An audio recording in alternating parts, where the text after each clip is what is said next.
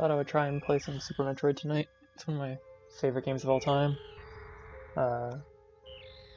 Haven't played it fully in probably 7 or 8 years, so I thought I would just do a casual run of it, get used to it again, and there's a randomizer that I'm interested in trying out, so the goal is to be able to get familiar enough with it to be able to do the Link to the Past Super Metroid randomizer run, which I think would be really interesting to do.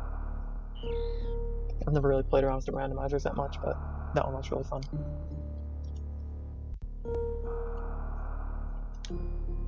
Hopefully I have everything set up right.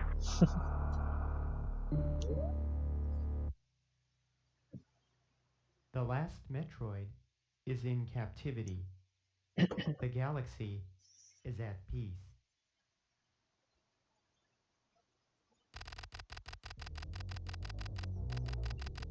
The music in this game is so good. And the atmosphere and everything else.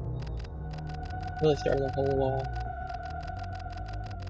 set a whole new level for platform adventure games.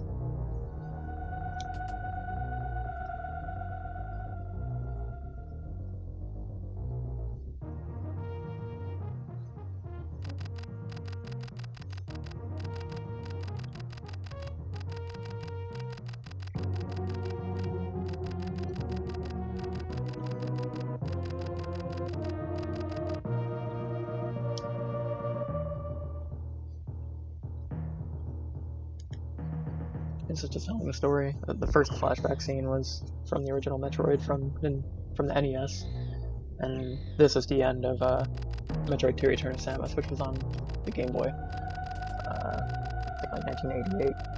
And then this game came out in 1994, I believe, for Super Nintendo.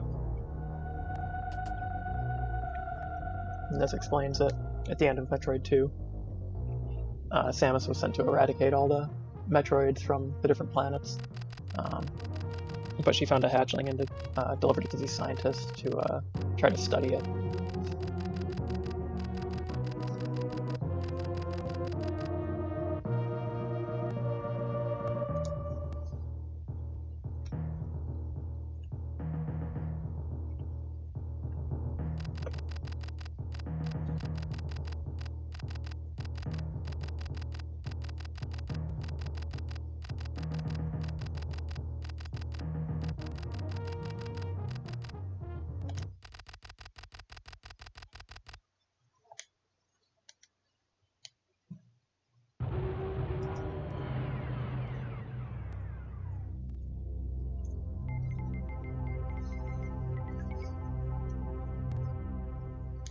So now we're returning to the space station that she just dropped the Metroid off at to see why it was under attack.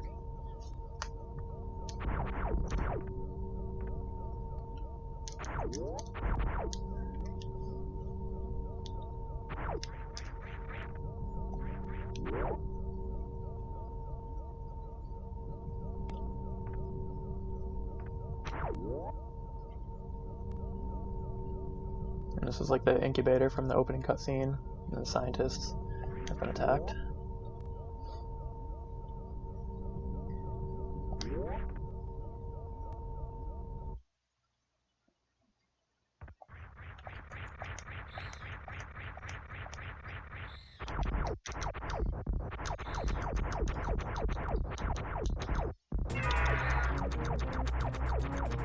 This is Ridley. This is one of the main bosses from the original Metroid, and from Metroid 2.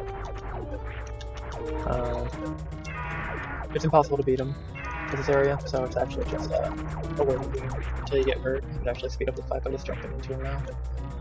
Once you reach a certain energy threshold, he automatically goes into a new phase that causes the fight to end. There it goes.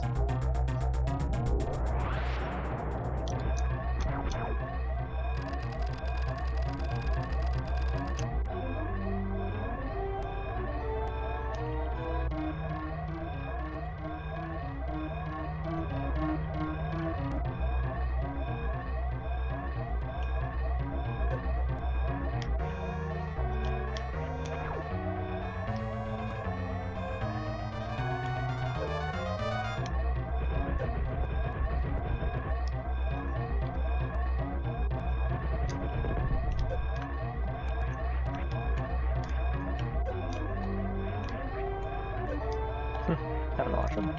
What's it, Steam? There we go.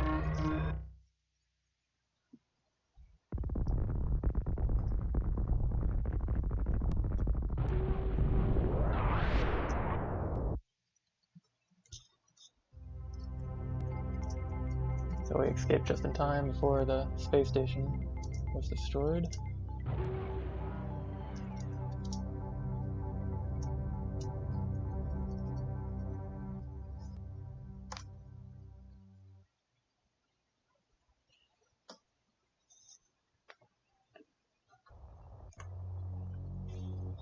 Now we try to follow Ridley to Zebes or Zebas. Everybody has their own pronunciation of it. It's one of those two.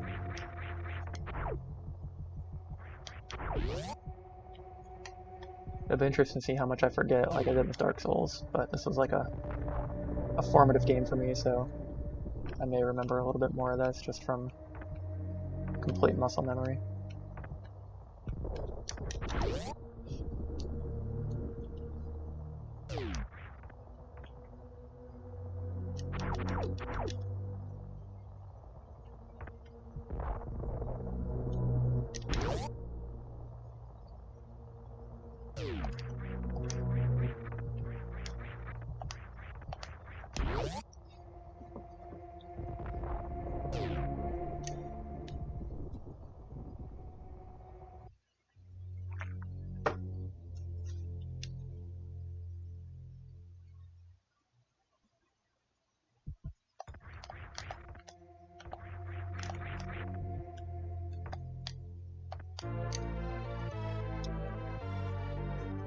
So if anybody's unfamiliar with Metroid, you collect items to power yourself up through the game.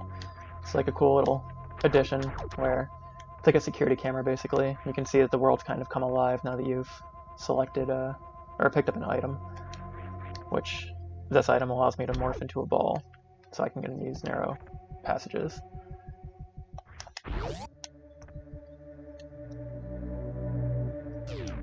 Pink doors you need missiles to open, so we don't have any. We need to go find some. And this game is a lot of exploration and backtracking, basically. When you realize you can't do something, you remember where it is for the future. So, now that we have missiles, we can go and explore that door.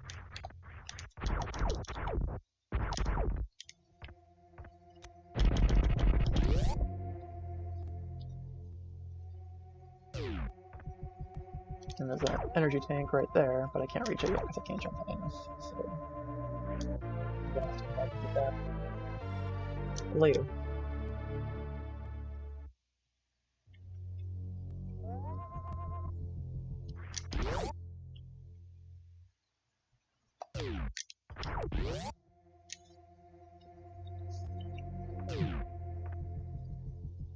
So before, there were no enemies around because the world was basically sleeping.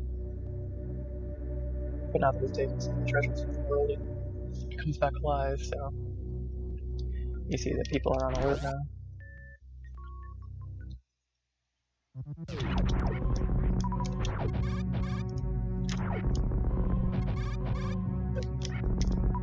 And Super Metroid was kind. It was designed so that whatever you need the most in the game, the enemies actually drop them for you. So if I'm out of missiles, they'll be more likely to drop missiles. If I'm low on energy, they'll be more likely to drop energy. So in the area we just walked through is actually a callback to the original Metroid, and this area as well. It's where you fight the end boss, and then you have like a timed escape through this chamber. So it's a really cool callback for people who played the original.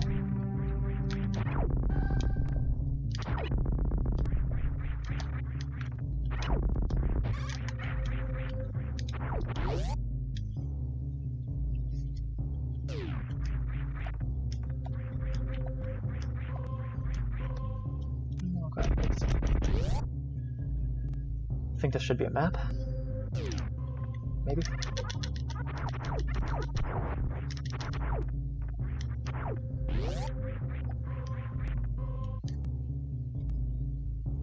Yeah, so it's a map scanning station.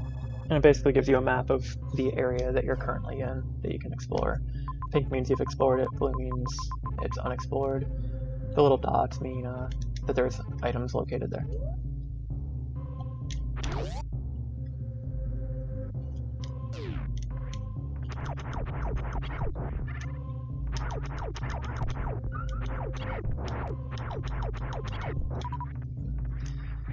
This controller doesn't want to take directional inputs, so that'll be interesting.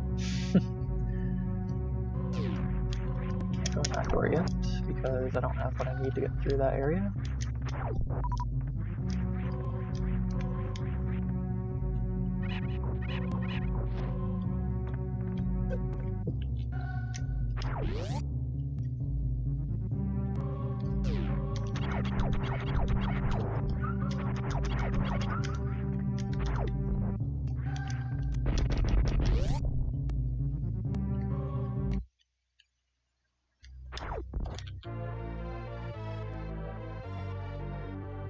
So it's telling me I can now go down into the morph ball and use the attack button to set a bomb, like this.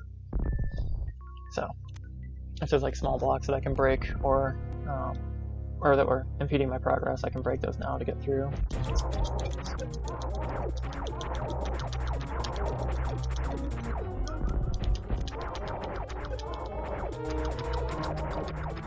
Art design in this game is really inspired by the Alien trilogy.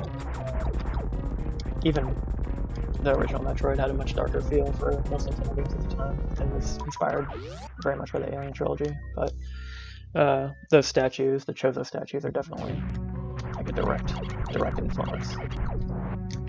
I'm awful, so they won't drop it.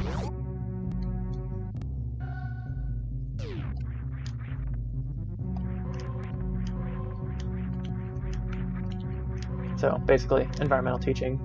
I can't shoot that, but I can bomb it to get through.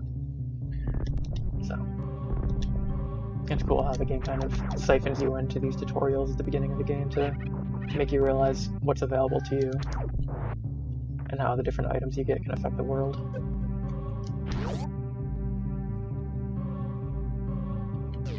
And now I can go through here.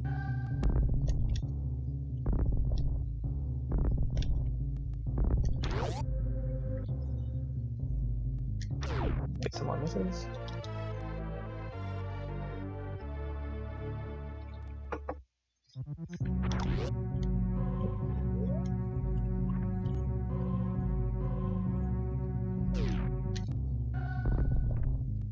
This right here is a neat way to kind of tutorialize that there will be hidden passages, since most players will just be holding right to go through the passage. After the bomb breaks the block, it shows you that you need to be on the lookout for secret areas in the game. So again, without a text box coming up and saying, look for this. It's just very intuitive and built into the game. These are your save points, basically, marked with an S on the map conveniently.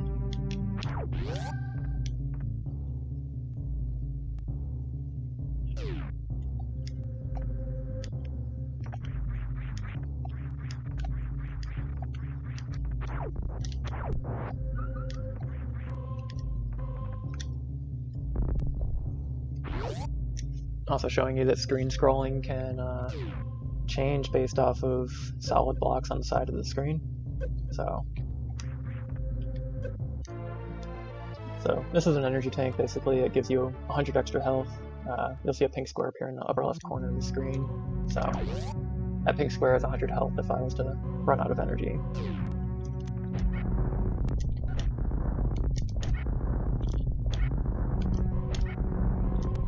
Those guys can block my regular bullets, so that's why I use missiles there.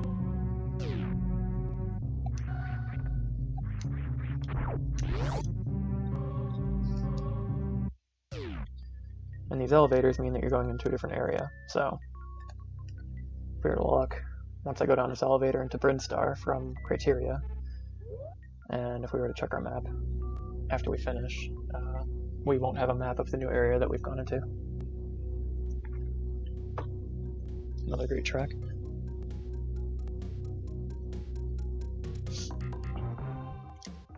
Yeah, so if I check my map now, it's just a tiny little bit that I explored, which was down the elevator where I got the morph ball right here, and then missiles here and missiles here. So really cool to see how the world kind of interconnects.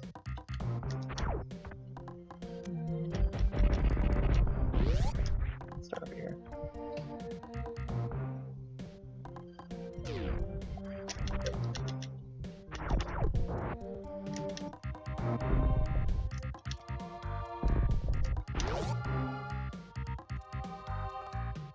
Get the map of the area. So now it'll automatically show me the main area.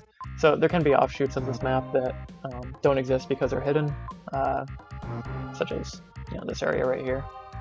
You need to be able to get there somehow. So hidden passages and things like that still need to be discovered that don't show up on the map. Another environmental learning clue here is that this door doesn't open until all enemies are destroyed. So until everybody's dead, the door won't flash. Once it flashes, you're able to open it. So really good game design by environmental storytelling instead of hand-holding.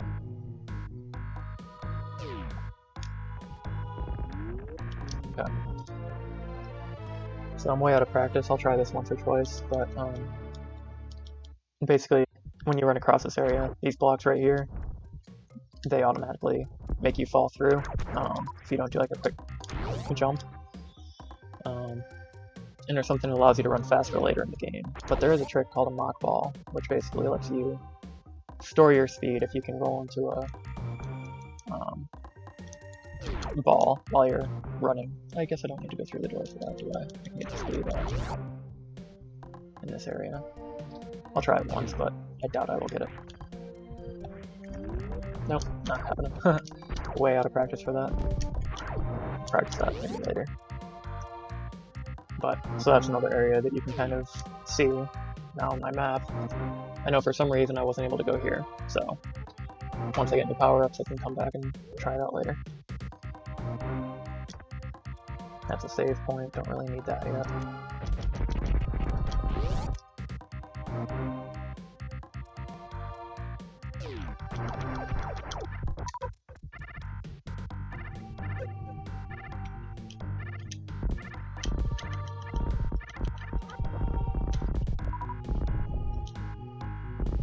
The interesting thing is you can also bomb these blocks here, or blocks in general, and you'll see like these different symbols which align with different power-ups you get throughout the game. So that's another thing. You see you can go down there, but you don't have anything that can actually break it yet. So nothing we have allows us to do any damage to it. Context clues, basically. Start it.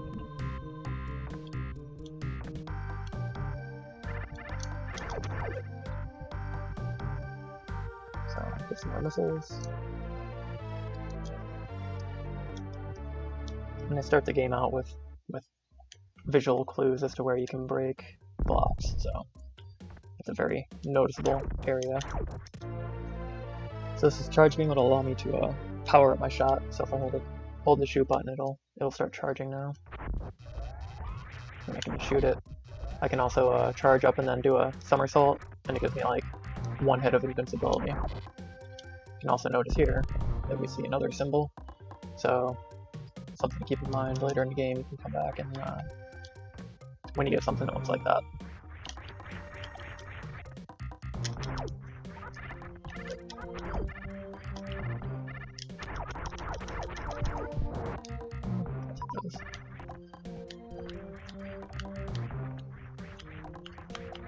And when you're somersault jumping, you can jump off of walls by looking in the other direction, or pointing in the other direction and hitting jump again. So it's, once you get used to the timing, you can do it pretty consistently. And here I'm just farming for some energy real quick.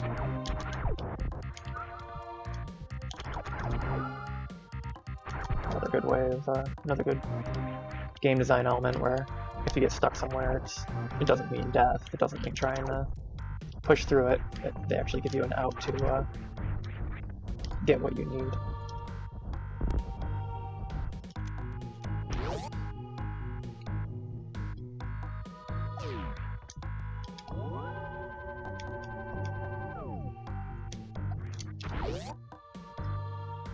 Go ahead and save.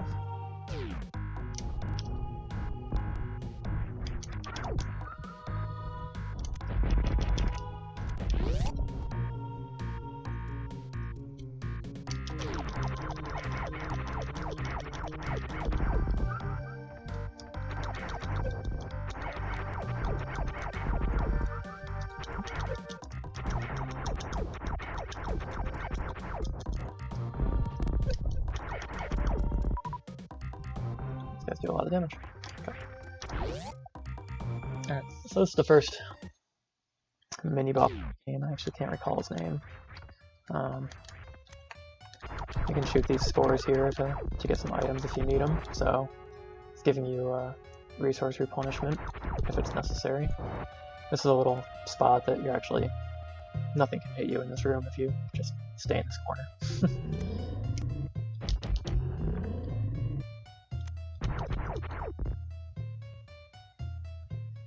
It looks like a large Marlboro, though.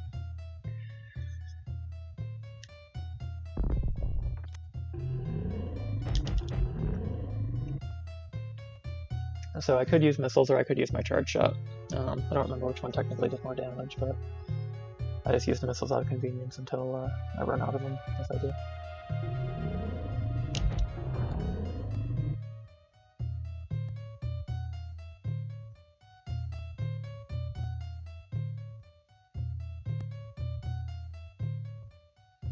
Very set pattern, very simple boss.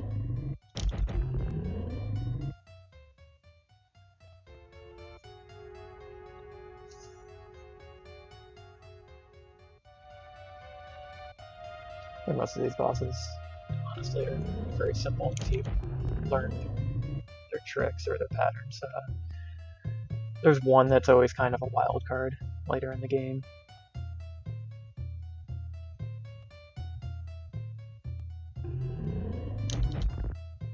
That should be 1 or 2 more hits. We should be good. Wasn't pushed up against the wall there.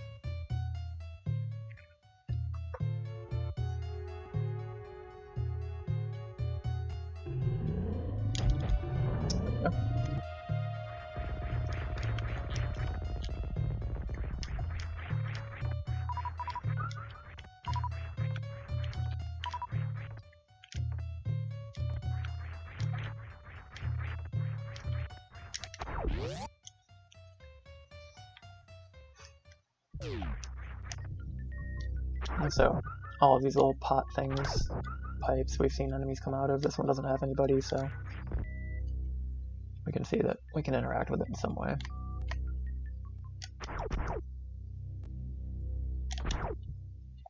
And here we get a new item. We get the super missile. So it'll add to the menu bar up top. And one super missile is basically equal to the strength of 5 regular missiles. So we could open pink doors with 1 shot of those. And there's also green doors. They can only be opened with super missiles. So, like right here. So it shows you what they're used for, basically, immediately. And then here it shows you the icon. So we know that we need to use a super missile to break that. And it brings us back out to generally the area we want to go. Kind of makes you flow through. Or doesn't make you, but shows you where you should be heading, which is nice. Gives you a push in the right direction at the beginning of the game.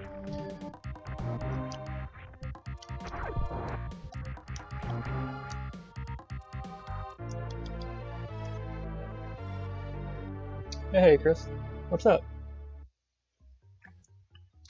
Yeah, I'm probably the only... No, there's people speedrunning this, I'm sure, right now.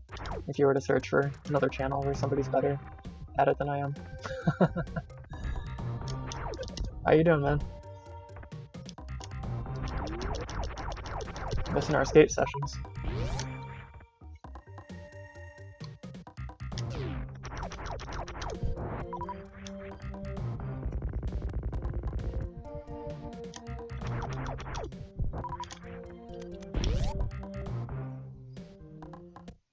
Awesome.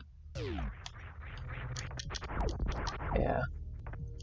Waiting for this quarantine to be over so I can actually get back out and really skate. Not as happy just going up front. So this door over here gives you kind of a replenishment station. This will fill all your energy whenever you are running low, so definitely helpful to have access to.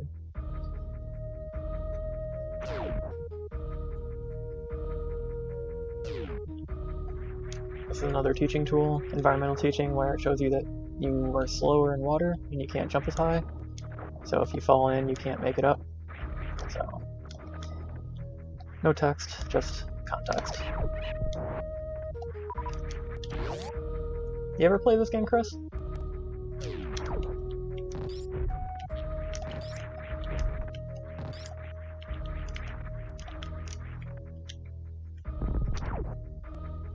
Yeah, it's one of my favorites.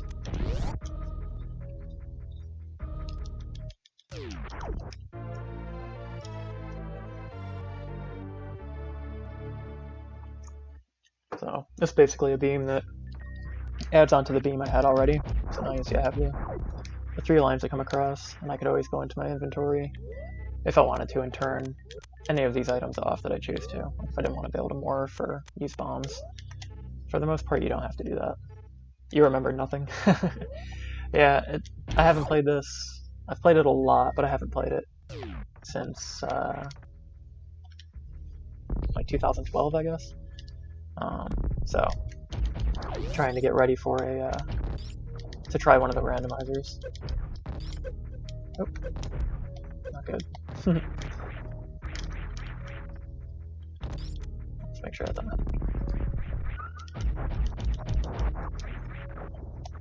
You do remember it on the GameCube. Yeah, Metroid Prime. Metroid Prime 1 and 2 were both really good. I always like this one better though, like the 2D exploration. But Prime was wonderful for its time, and still is.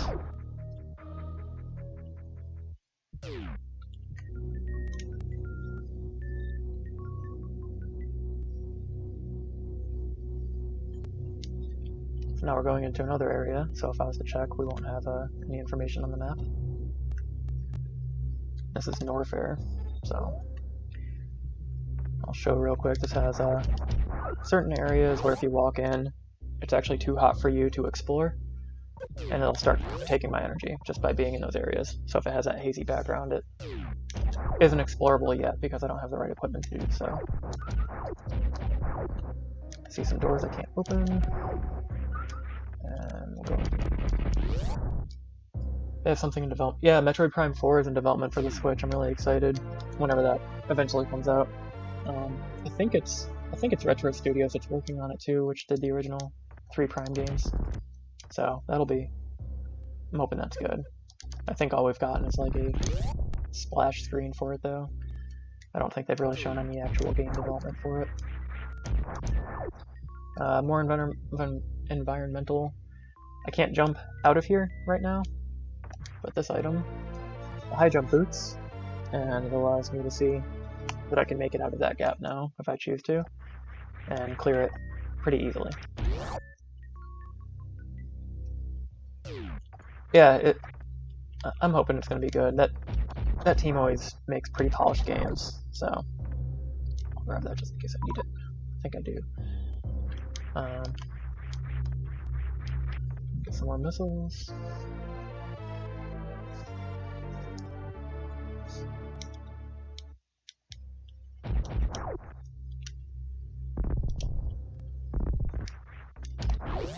Alright. So now we actually have what we needed from this area for right now. Because if you go in these other doors, you'll realize that you're just going to get hurt going through them because it's too hot for you to go into. So that means you shouldn't be in here yet. I commentate like a developer. Is that good or bad? I feel like, in my mind, like everybody I grew up with played this game, right? But I know a lot of people probably haven't. So I thought I would just talk about what I like about the game and, you know, kind of point out what I think is really cool about it. It's you. Yeah, it is. So before, I could have gotten over here, but I wouldn't have been able to make it up here without the high jump boots. So basically we would have gotten here and been trying to get up here, and you can't make it. You can cheese it. You can find a way to basically shoot all these blocks and then make a well-timed jump, or you can bomb jump with good timing, which I don't have anymore. I don't remember what it is. But if you're not trying to sequence break the game, you think that you just need something to get up there. So that's how the developers originally intended it, but they also left space open for people to be able to sequence break and get around those limitations. Metal door you can't do anything with yet. And in this case, we know we killed everybody in the screen, but it still didn't open, so there must be another trigger for it later in the game. You can also see we killed these enemies before, but it took much longer with the original beam. Where is it? Go ahead and save again.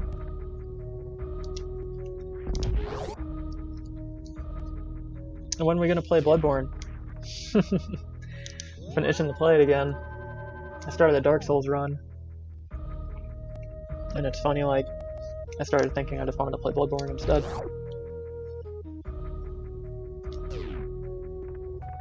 Oh, tomorrow? Are you gonna get PS Plus?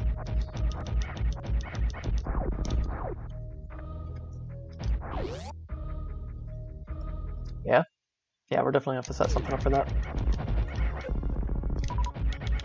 I could just tank these guys if I was going for a speed run, but that's definitely not what I'm going for right now. So in the original Nintendo version of Metroid, that was a boss named Kraid, and he's about as big as you saw right there. So people who played the original and then started playing this probably thought they beat a boss there. That's kind of a red herring. So we have another energy station here, we have a missile station. This would fill up all my missiles if I was missing any, but right now my max capacity is 35. Shouldn't be using my super missiles. And so it doesn't do anything. I'll go ahead and fill those super missiles out here. Unless it doesn't want to give me any. Okay. You can see the corpse of another bounty hunter that was here before us.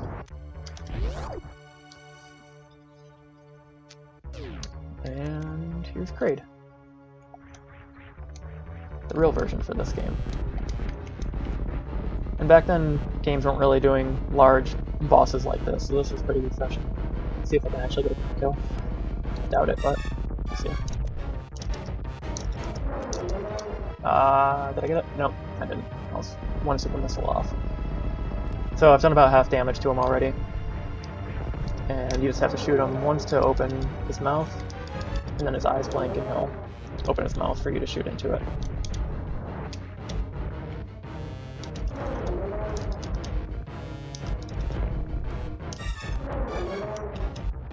There we go.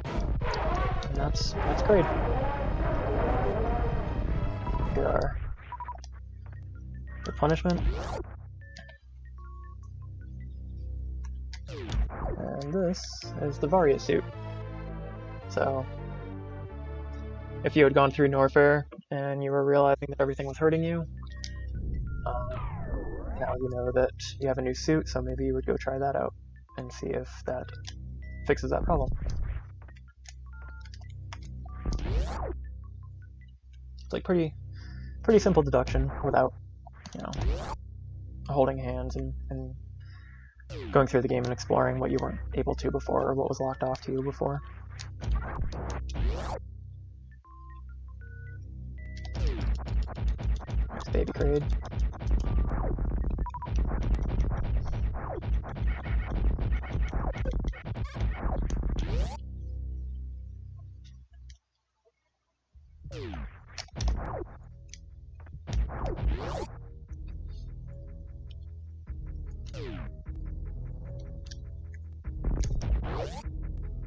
What happened to our game of Skate, Chris? Just kind of fizzled out.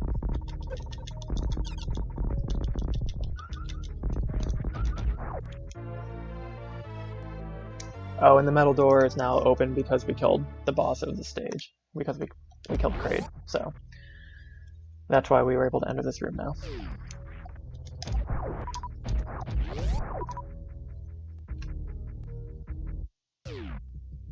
Copy metric tomorrow. Yeah, it wasn't that difficult a one, so it's just a matter of figuring out how to flip the board that way. And it's fun to throw out there every once in a while, that little underflip.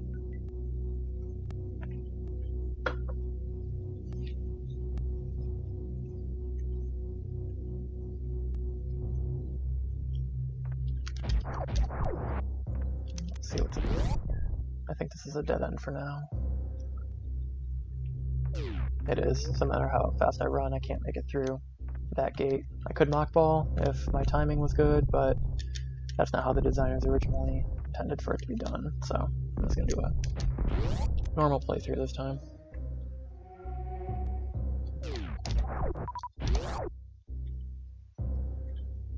And now we realize we can go in here without getting hurt.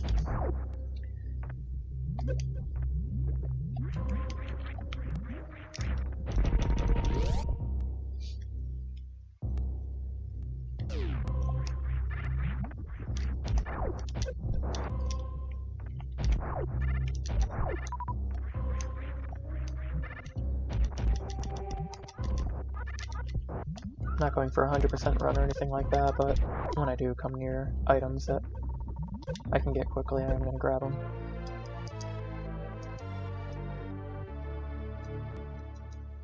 Doing pretty good so far on memory. We'll see how far that gets me.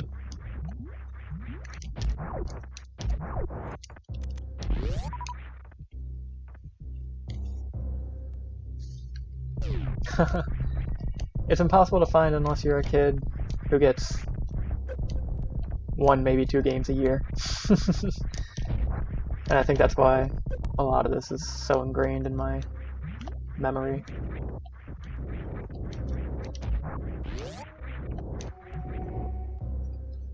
Because when you beat the game, it tells you like the percentage of items you found, and I can remember winning the game for the first time and seeing like 78% or 80% or something like that, and just wanting to go back and find everything.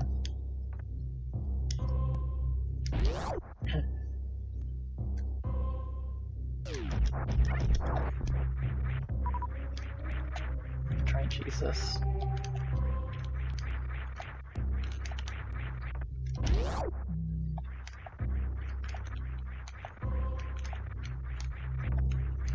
I won't try for too long, so I'll make it over there anyway soon.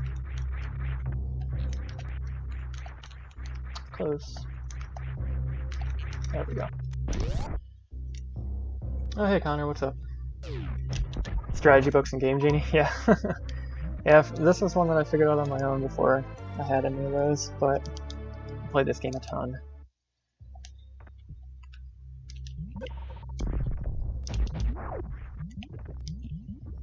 I can't remember what's over here. I think it's a reserve tank.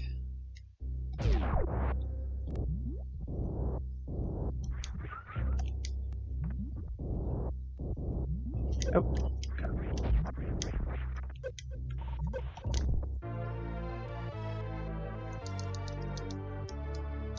Take out one of these seahorses so it doesn't just...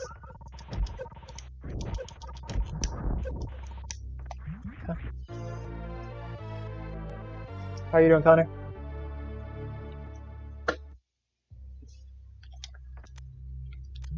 Yeah, so what that reserve tank did is it adds that little auto next to my energy, and if I'm full on energy and I pick up energy, like the little purple dots, it will fill my reserve tank. And then if I run out of energy, it would automatically pull from that and fill up however much I have.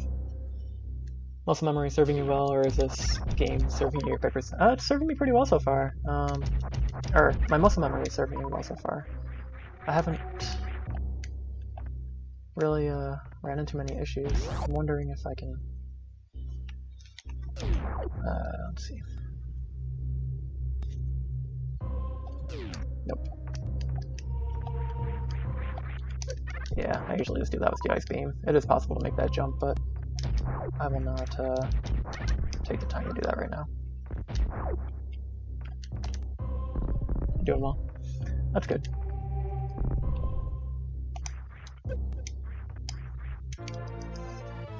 Certainly better than Dark Souls was last night. That was pitiful.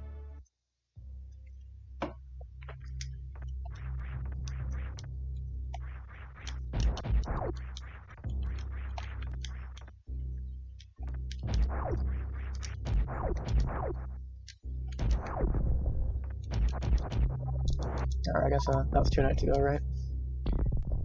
Hey, Blink, what's up? I enjoyed what I saw your Final Fantasy VII stream earlier today. I'm gonna need to pick that up sometime. Nah, I'll wait. Go ahead and fill my energy here.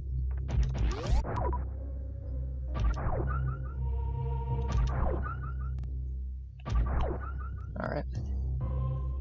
Yeah, and you can see that the auto just filled up with like a yellow, so that means that I have some energy in my reserve tank. Chilling kind of mad at FF7 right now. Reno is tough. I remember the Reno fight from the original.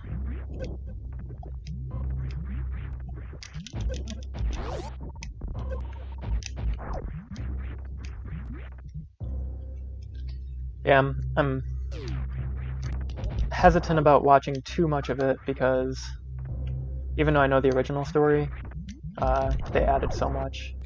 Alright, so this is an orange door. I can't go in there yet. I don't have any equipment that allows me to. So, just something else to mark on the map that you can't do yet.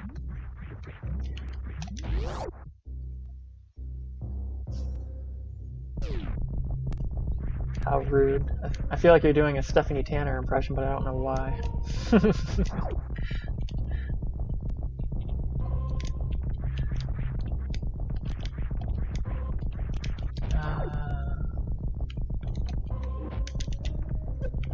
Nope. I don't remember where that is.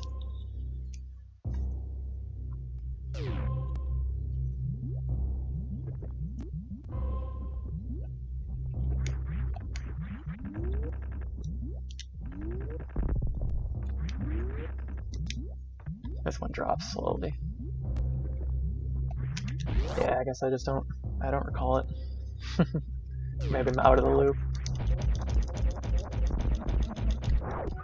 Maybe I'm just too old. That could be it too. So I think, if I remember correctly, I should be able to get through this area by taking a little bit of damage. Oh, thanks.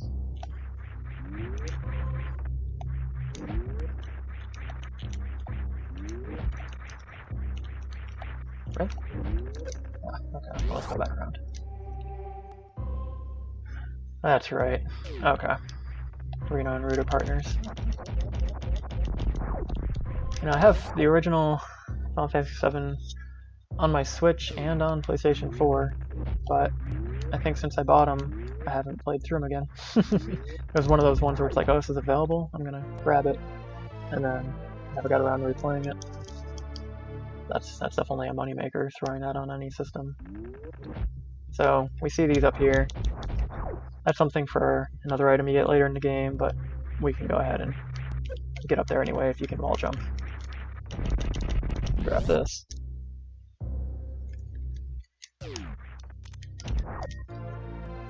So this is the wave beam. It's another addition to... That's me with how many times I've purchased Ocarina of Time. Yeah, there's plenty. There's a lot of games that I've repurchased over and over, and then just I don't end up playing them again. So you can see now there's like a sine wave to the spacer now, and it turned purple. The main benefit of that, maybe I can show you if I don't fall through here. Ah, oh well. The main benefit is if you're shooting at walls, the wave beam actually allows your shots to go through walls now. So if there's an enemy, well, certain walls, not full solids, but semi-solids. So that gate that I had to shoot earlier, I wouldn't have been able to hit it from the other side before, but now I can. There's a... yeah. What's over here, though? I can't remember. Yeah, I can't get there yet. Okay. I don't think it's worth it, though. It's FF7 on Switch. I'm just about to get Vincent, and I stopped playing. Yeah, I can't go up there yet. Those are fall-through blocks. Yeah, Vincent's awesome. He has one of my favorite themes, too. Like the classical guitar. But it's done on like a harpsichord voice on the original PS1 version. I think I got to, oh, what's the name of it? Was Don Corneo? I think that's where I got on the Switch, actually. So I played a little bit. I think I remember you saying, Blink, that you actually never played the original, so I think unless you've read like the synopsis of the original, you have a fresh new story to check out. So that's awesome. I kind of envy that.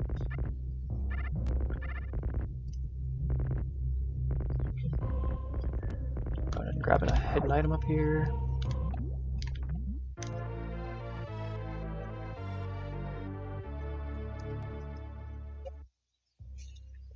And this is where the game really starts opening up, even more so, with the item that's available here. This is the speed booster, and you can see that the icon is kind of like that open bracket, open caret, which we saw earlier in the game. But this allows you to have like an extra speed boost once you reach max running speed, which also allows for some additional tricks that you can do throughout the game. There's something called a Shine Spark, which allows you to like jump really high, and you can also do oh, that's not good. Some weapon-specific special moves, and you can also replenish your energy if you need to. So you do need one more item to be able to replenish your energy, though.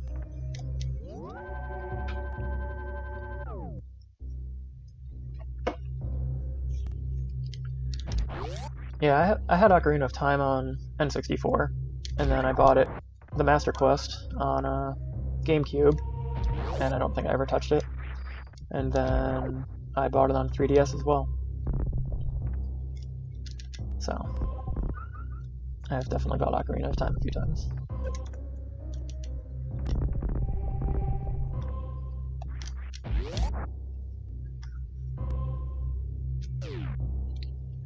Yeah, so I can show an example now. So this right here, if I go ahead and take the wave beam off as an example,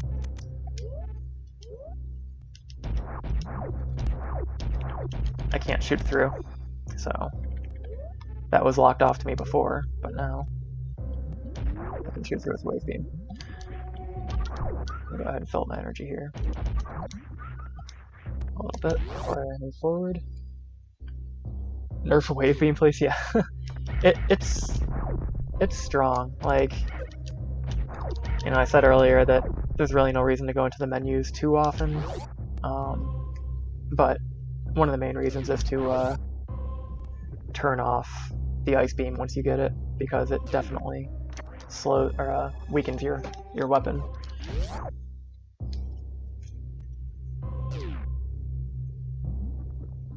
Sorry, get the text.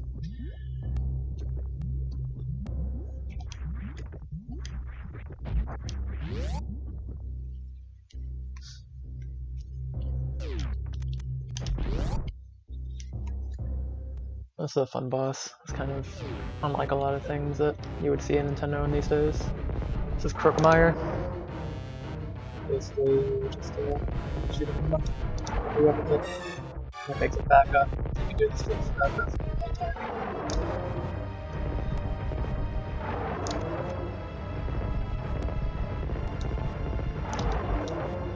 And he'll shoot out things that, if you shoot them, they will give you resources if you happen to run out of what you need.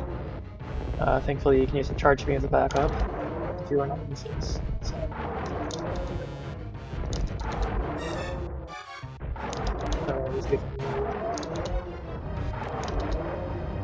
Much faster with super missiles. What you want to do is have them go over that bridge.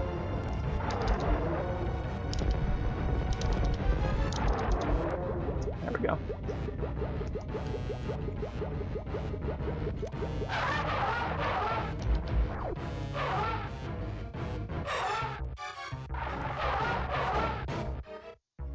We can see his little air bubbles.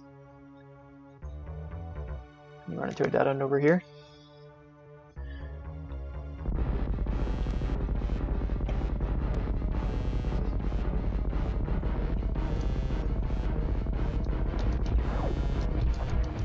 Jerk move, yeah. I mean, what was I supposed to do, right? And then the very out of place skeleton falling apart noise.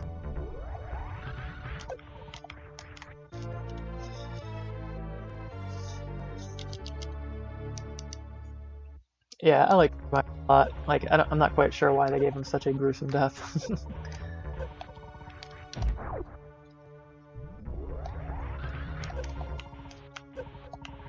Bad timing.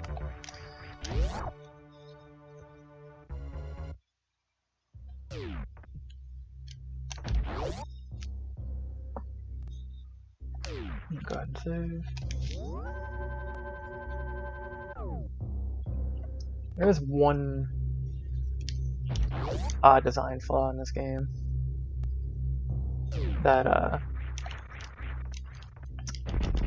the very last area of the game, you can actually lock yourself in if you save in there and never be able to leave it again. Unless they fixed it. They may have patched it in later releases of the game, but I believe in the original version on SNES you could actually lock yourself into the end area. In 1993, if your parents walked in on that. Yeah, that's true.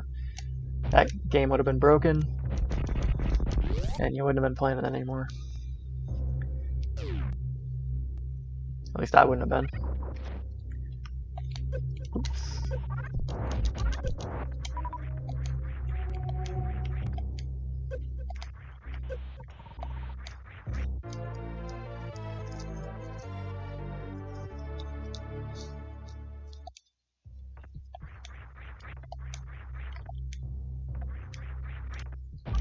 Fill up. Alright, Chris. It's good to talk to you. I'll talk to you soon. Get that game of skate going back. I think it's your time to set a trick since I think we skipped your turn last time.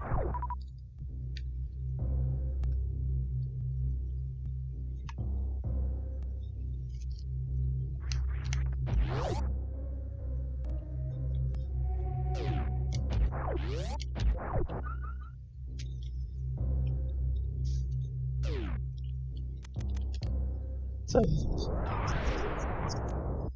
but they allow you to clear most enemies out of a room, and any of the blocks that have their little insignia on it.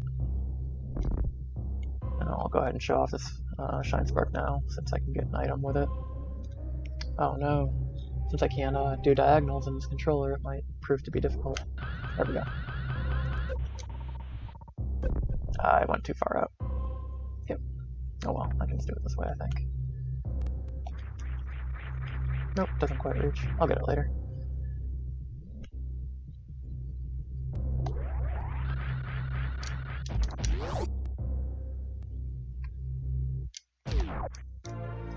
This is a grappling beam. It's the fourth item that's going to show up in the little HUD menu.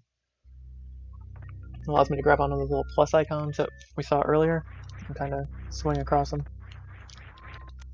Like this. And it's also really effective against some water enemies, so that comes in handy.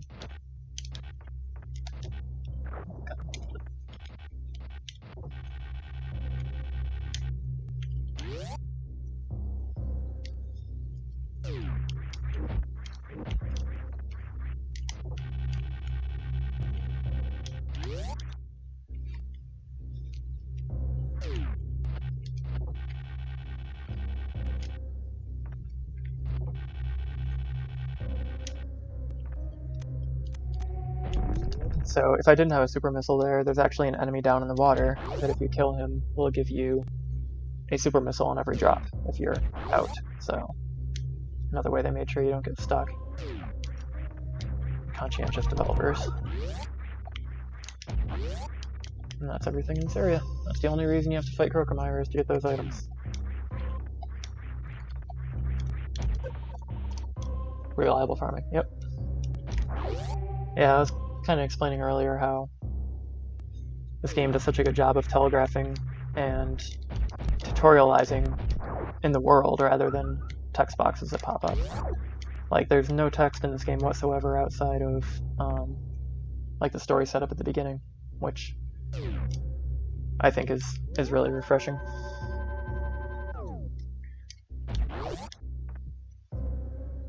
I guess some of the items give like that roll into a ball and then attack to drop a bomb, but outside of that, yeah, I like Dark Souls. Like, there's a lot of similarities there, I think. So now we can go this way.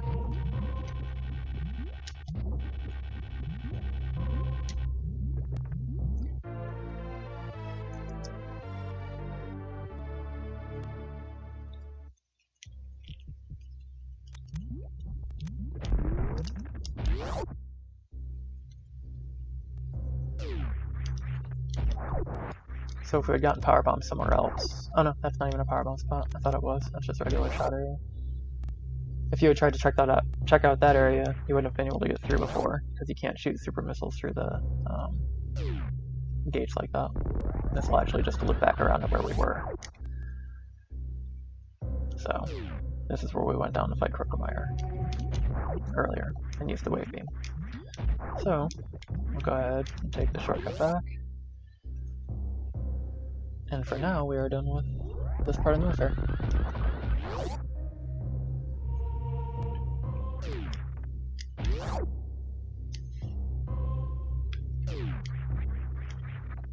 We can go in here now that we have a power bomb. Go ahead and get the map.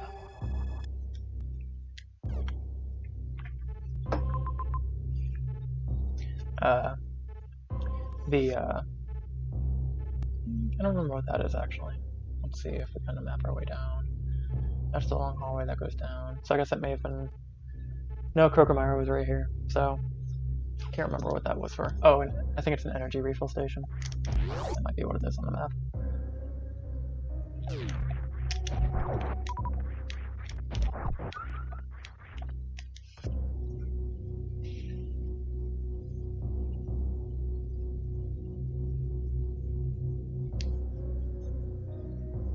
I don't remember telling you. I finally got Marshall. Oh, you did get it? How long did you have to end up farming for that rage? I can't believe you had already gone for 3.5 hours and didn't get it. That's a long time to farm for that tech.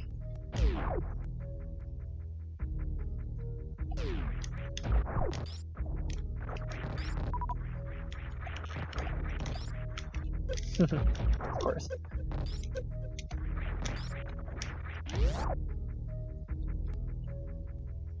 You should have gotten plenty of other techs while you were grinding in the Velt too. So you should be all set. My timer started at 3:30. Jeez. That's crazy.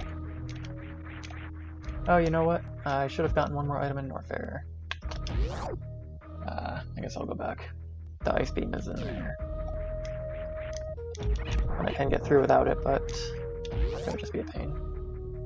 Got all of them. All the ones that were available at that time. Well, that's good at least. I mean, I know most of them are completely useless, but for completion's sake. Did you ever play that FF4 seed that was like the...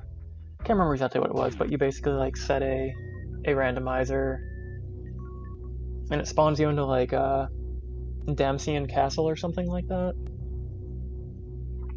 I think I messaged you about it once. I'm trying to remember what like the general context of the hack was. Let's see. Ice beam. Ice beam's up there. So before we were trying to get through here and we were too slow, but now that we have the hyper boost, we can make it through this gate. We can go this way. Down there would have been an alternate route to Crocomire. Maybe a few other items down there too, but I'm not really concerned about those right now.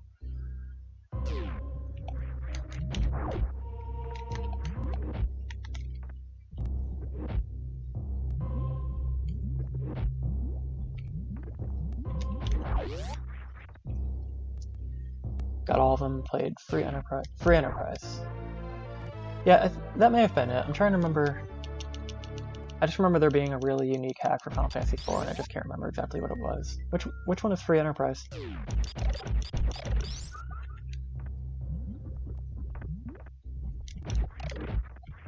Yeah, so the Ice Beam now allows me to freeze enemies. But it also adds extra hits because freezing doesn't necessarily kill.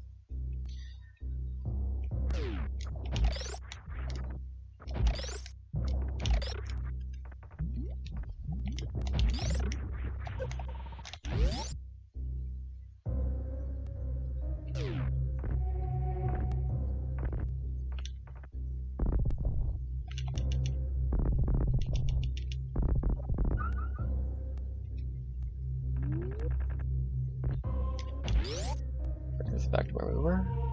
No. Now I can leave Norfair.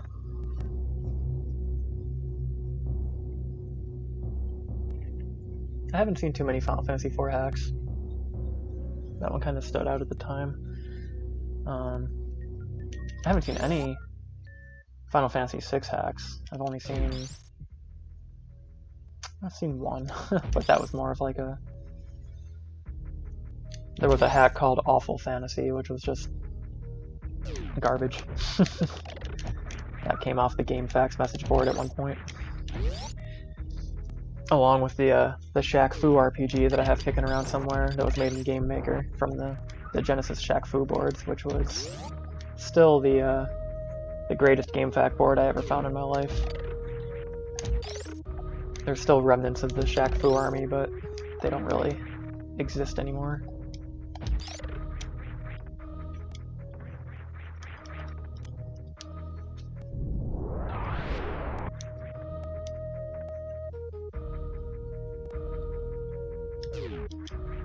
So another cool thing, so the lights are blinking in here. If you kill these guys, they're actually what are giving you your light. So if you were to kill everybody, it would end up being pitch black in here. So you want to be able to have some of them survive.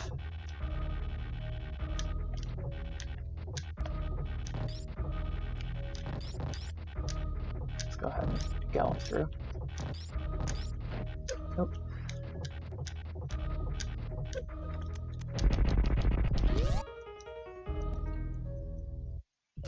So Shaq Fu did get a remaster on, was it on the Switch? Maybe on PS4 too. I don't know why they did that, but they decided to. I heard it wasn't very good. So this is the last item you get. It's the X-ray scope, which will, this is kind of complicated to find your way out if you bomb around. But if you hold the run button, you can actually scan and see that there's a breakable block up there, and then the path runs around like this and goes up like that. So really handy, especially on the first playthrough, or when you're not familiar with the game. If you get stuck somewhere, you can just scan everything. Yeah, on GameFAQs, there was like this dedicated troll group that was the Shaq Fu army back in like the early 2000s, and they used to raid different boards with like the big rigs over the road racing guys in that message board, and just all sorts of ridiculousness. But they made a full-fledged turn-based RPG in Game Maker, like the very first version of Game Maker. It was like a 20-hour, full 20-hour video game that starred Shaq and Michael Jackson as your main characters. Note-taking intensifies. Oh, yeah, for the randomizer run? Yeah, definitely. I'm gonna have to hold you to that.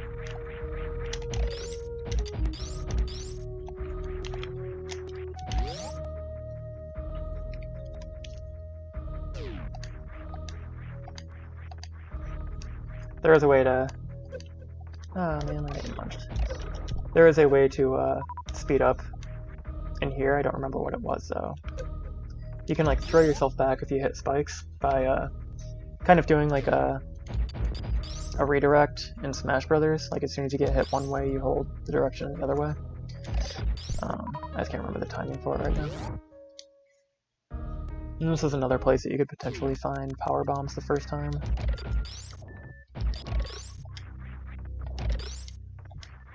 It's right here. Yeah, you can damage boost off of most of them. Another note to take. Because who knows, that could end up being like the ice beam or something. I don't think there's another one.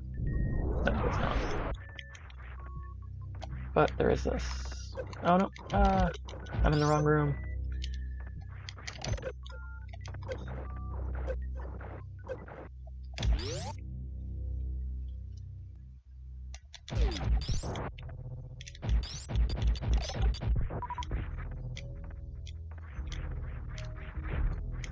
save point there. Go ahead and do that real quick.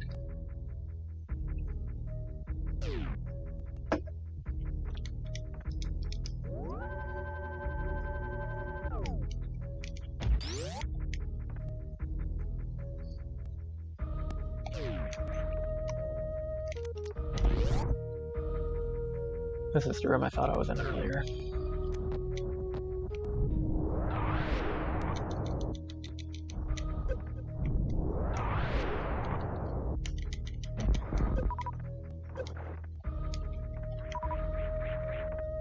There we go.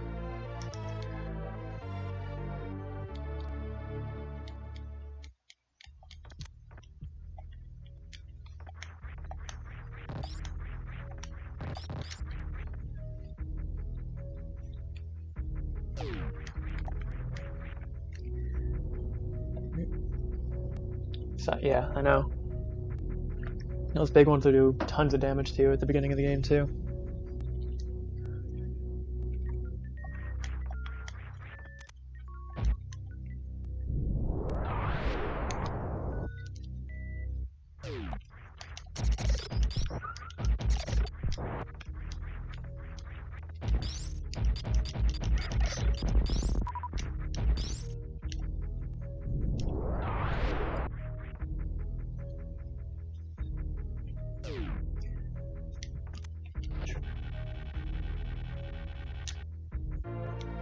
So those grappling blocks that are cracked, if you hold on to them too long, they'll actually disappear. So you just can't hold on too long.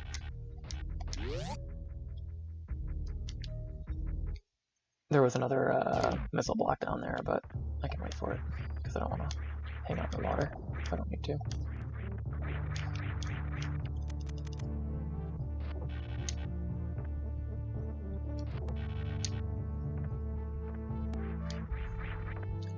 Another context clue. You just grapple across two gaps, and then you realize you can grapple onto some enemies too.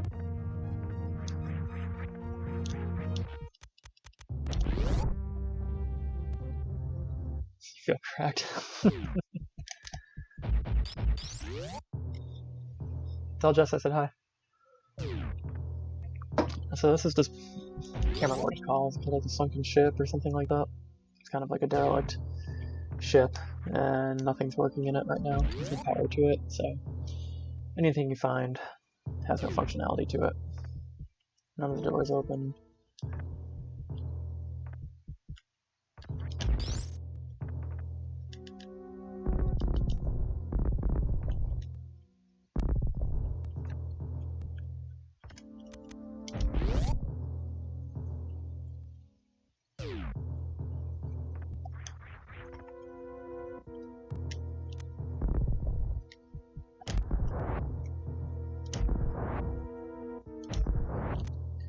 Alright, this is the one boss that's kind of a wild card. This is Fontoon. Arc ship is good for saving. Yep. Yeah, it is. So, I probably should have filled up my energy before I came in here, but let's see how it goes. If I'm gonna die, this is probably where it's gonna happen. Again, another way to farm for resources if you need it.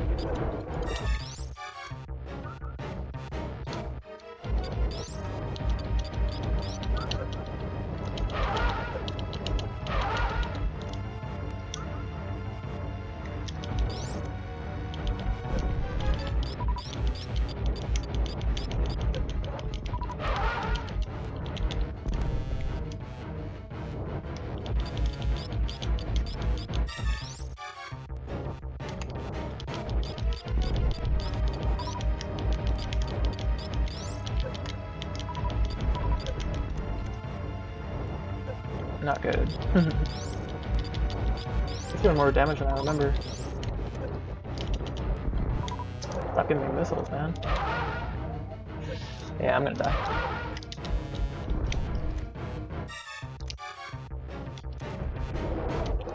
Man.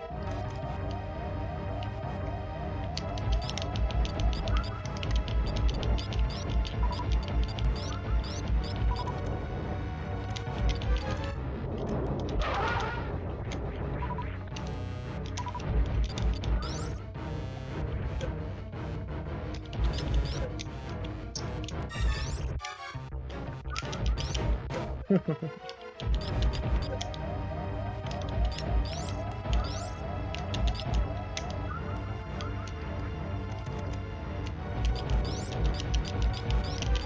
please. Thank you.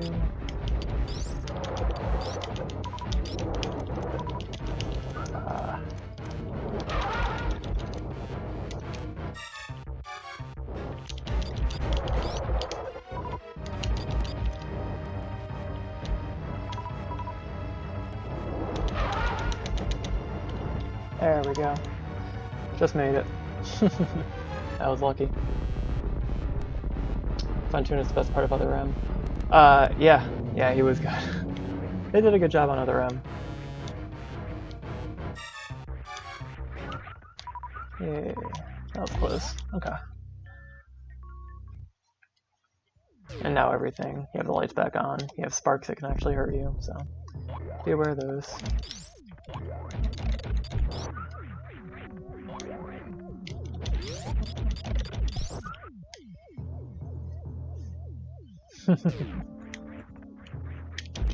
Did you ever play the Samus Returns remake on 3DS? Connor? I thought they did a pretty good job on it. It was weird timing for it to come out because that A2MR hack came out that did such a good job of remaking Metroid 2 as a fan project. It almost kind of took away from the official remake.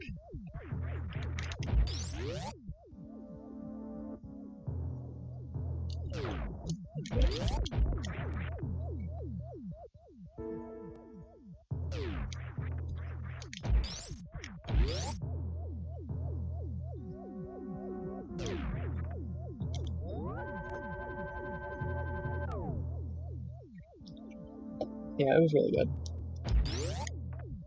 Other M was a weird development. It was done by Team Ninja, right? Which, weird choice for a Metroid game, but I thought they did a good job. I feel like that game was unjustly maligned.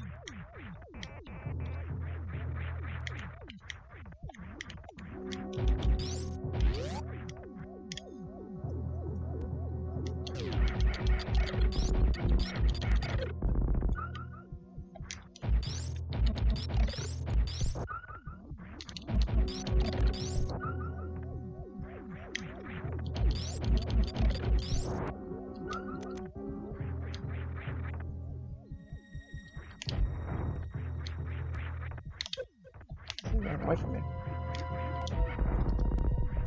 Should be all of them. Nope, more. Other M would be totally justified from a story perspective if it was a prequel. Yeah, I agree.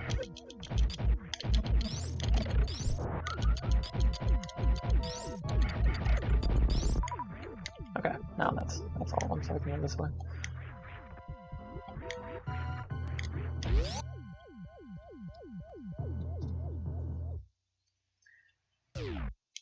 I thought they did a good job with switching between like the 2D and 3D aspects of it. And Other M. I don't see why people hated it so much. Let's look at this one here. They just wanted to shoehorn the baby in. Yeah.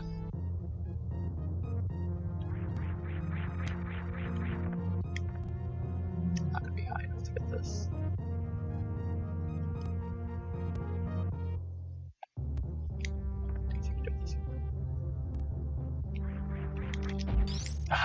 Never mind. Not doing 100% anyway.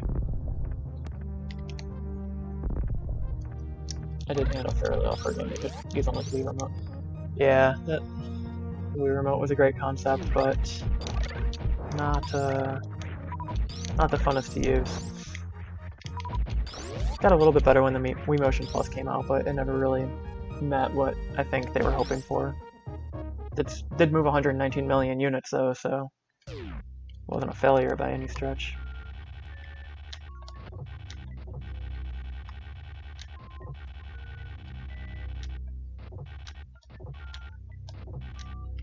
Yeah, so this is kind of cool. With the Chozo statue, you can look around and see that There's nowhere you can go from here. Everything is solid, but usually these guys are holding an orb, so you can emulate the orb and activate him. Bowling, yeah.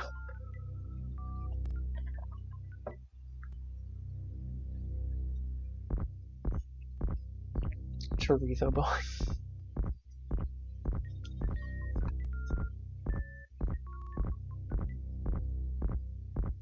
This would be like the equivalent of rolling up into a ball in the nest in Dark Souls to go back to the beginning area.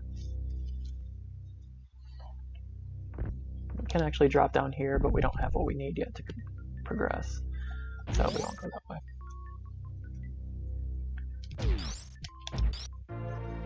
Let's get us the gravity suit, which gives us a nice purple suit, but it also allows us to move freely in water.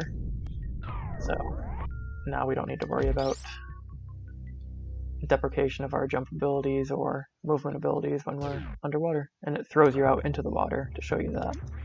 So another nice little nod.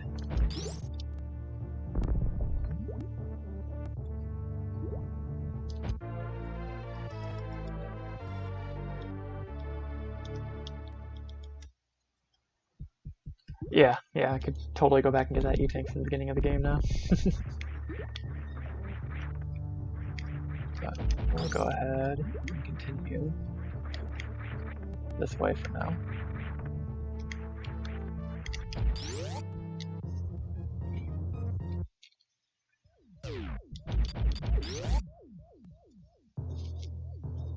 Do a quick save.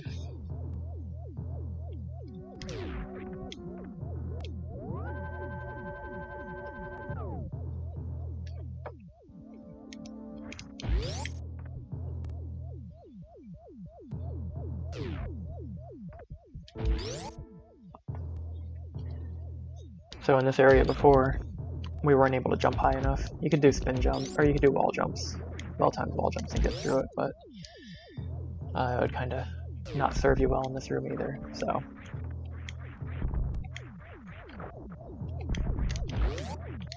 You would probably end up going back.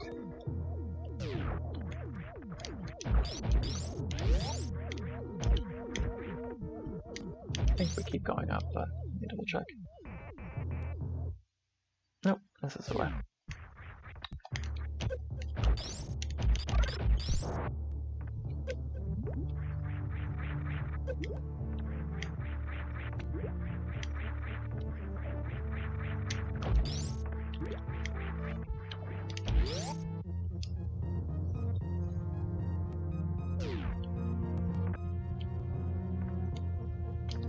These are basically like little resource sponges. They shoot out these little like flea type things that you can fill up your energy with if you need to. Thanks, Paul.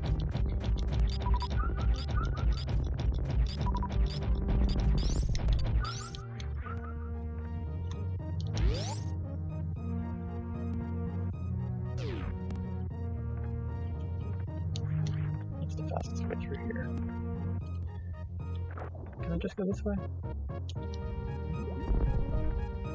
Nope. Let's go up here.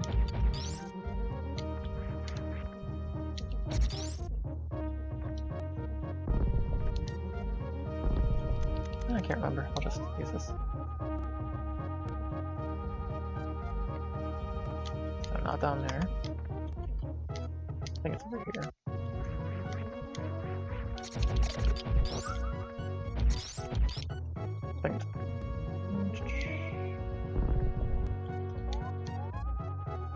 Right there.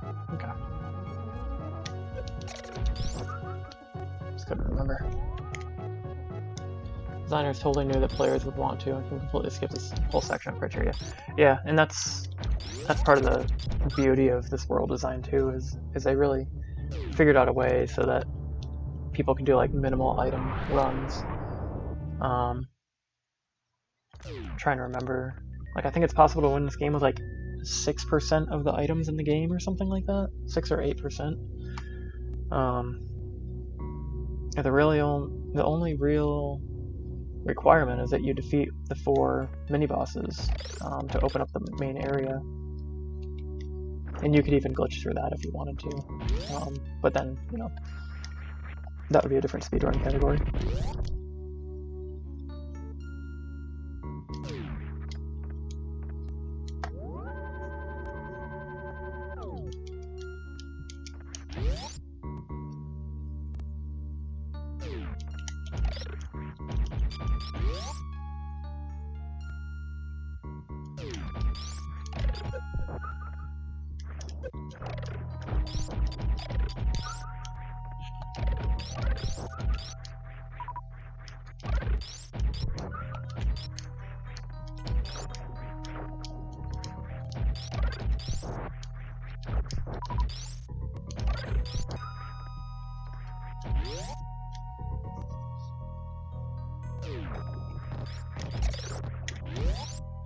Those guys can grab you and pull you under the sand.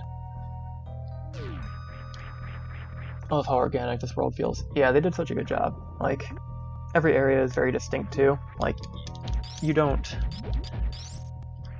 never mistake which part of the world you're in. Like, you know you're in Meridian. You know you're in Criteria, or Norfair, or Brinstar. That's something I really like about this too. Those diagonals are really killing me.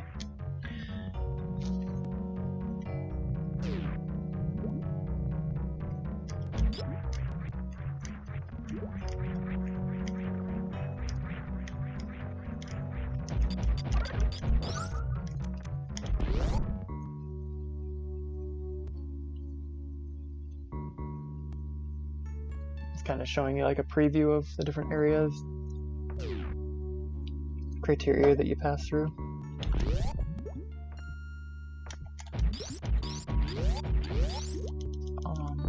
Yeah.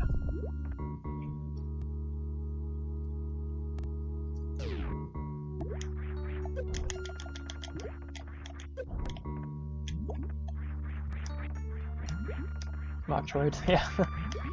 Yeah, they're awesome. I just think it's such a funny idea that they threw him in there like that.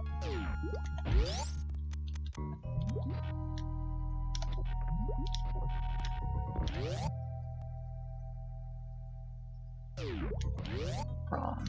So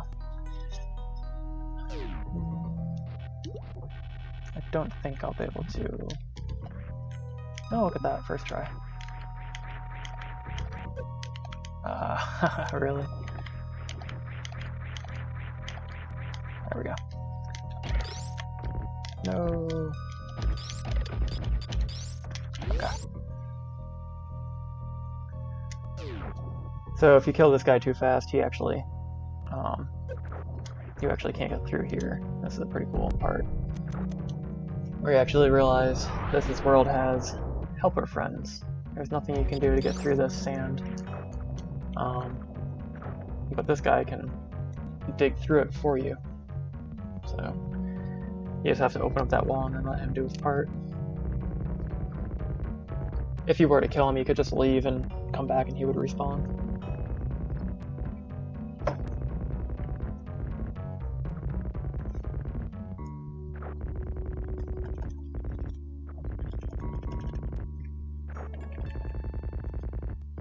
Space products were like, we don't need another brain to call Metroids. Metroid. Yeah, pretty much. They had to bring her back to life because the Metroids do absolutely nothing.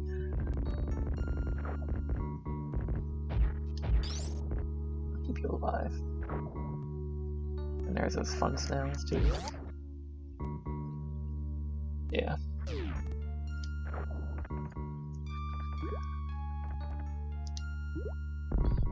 This is nice. This is the spring ball. And basically, prior to this, you could only jump in ball form by doing that bomb jump with proper timing. And this allows you to actually jump in ball form. Makes it a lot easier if you're trying to get through small areas. Yeah. Spring ball is super helpful.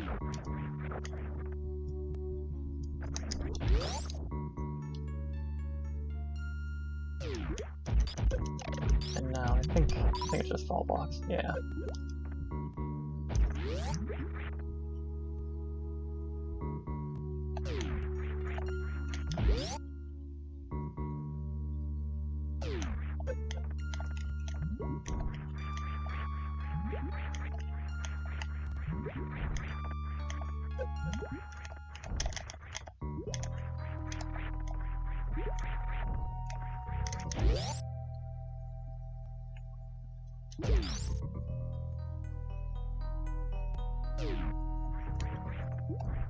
These are actually baby, oh, what's that boss's name? Is it Dragon? I can't recall now.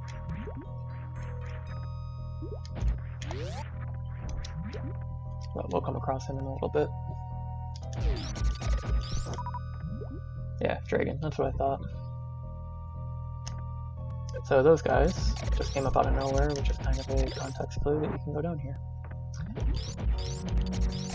Environmental storytelling.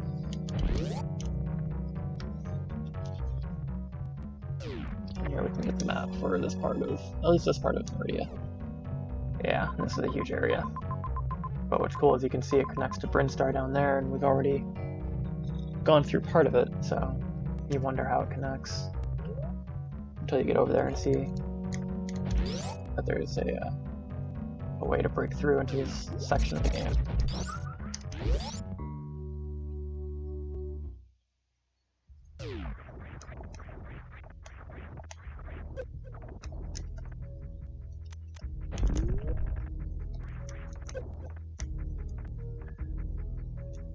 This brings you down to this corridor, which is familiar. What's your preferred Dragon method? I usually just do the grapple beam. It's not as flashy, I guess, but it does the trick. Yeah, so that was really cool. Like, I was stuck here for a long time when I first played through the game. Never thought to try and powerbomb part of the environment because it just wasn't something that you did in games back then, really, and was really surprised when that worked. Yeah, I'll try the grapple beam. If I don't get it in the first few tries, I'll just default to missiles.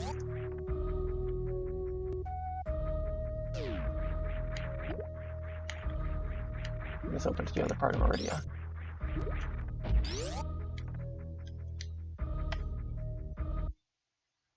With some good music.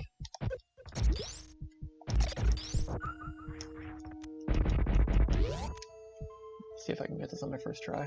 I don't remember the placement exactly.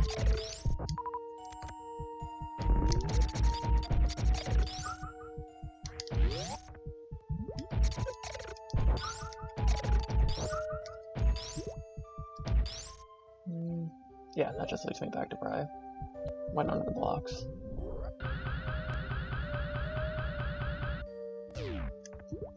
Is this it? No, that was way off. Let's see.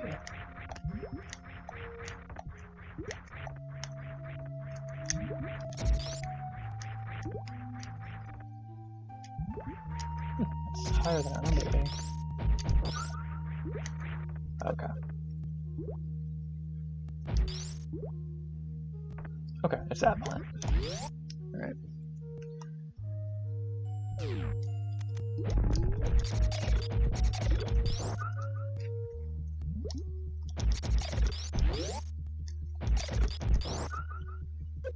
So I'll do a shine spark up here to get this item. Ah, that sucks. Yeah, the controller I'm using doesn't allow for directional inputs in the simulator, so I'm not quite sure why. But it's taken some getting used to for shine sparks. And it's also probably why I was just completely stalling sometimes in a Mario World. Yeah, I'm not gonna have enough time. That might be it. There we go. Okay.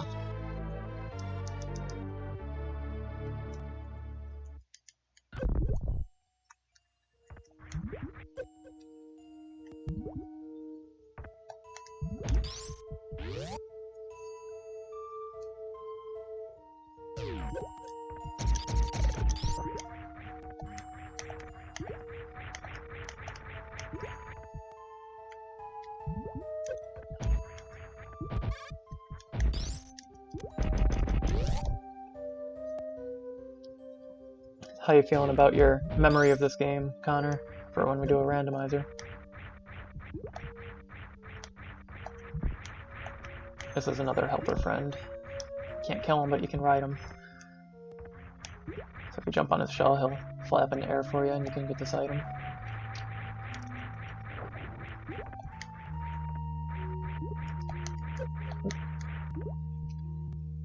You have no confidence.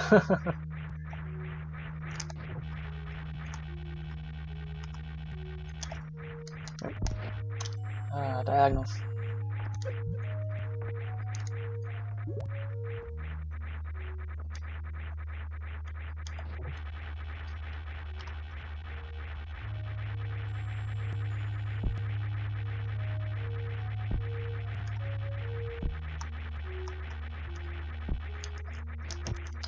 That's frustrating. I guess I could just wall jump. Am I gonna die by a friend?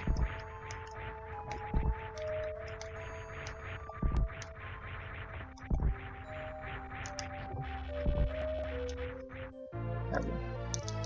And that should fill up my energy, at least 100. I think it fills up all of it. Yeah. Yeah, with Zelda, like, I have a feeling you have that map pretty well memorized. So, that would be like the equalizer for us, I think.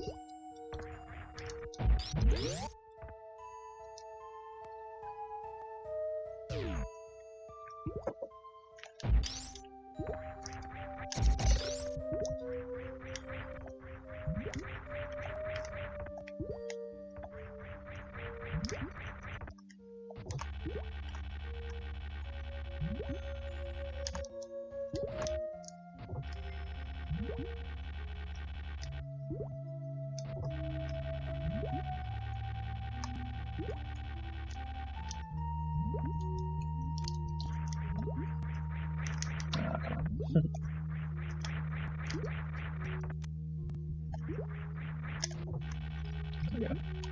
Super Metroid was cool and fan, that Metroid was only, and I always had trouble with it. Don't think you actually beat it.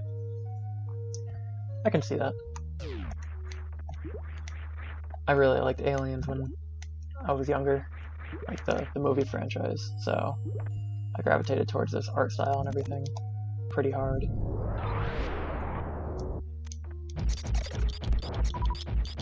Should get down to North Fair and stop.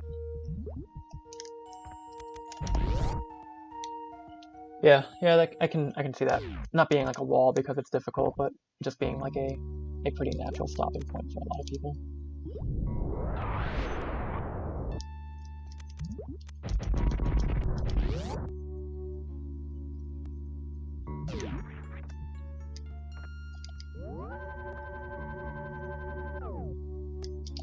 I just realized I didn't hardwire my Ethernet cable into my laptop, so hopefully this isn't stuttering too much.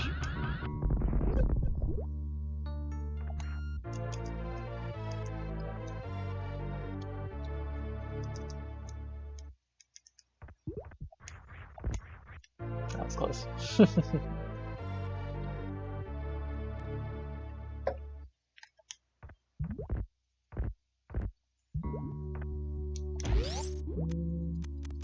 No. Yeah, so that's the first.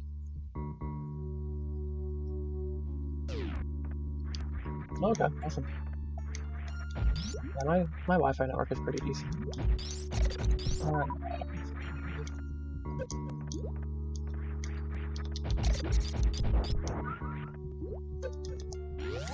I had to get a good router for work, so that I wasn't dropping calls and stuff like that. And I didn't want to always be hardwired in my work laptop. So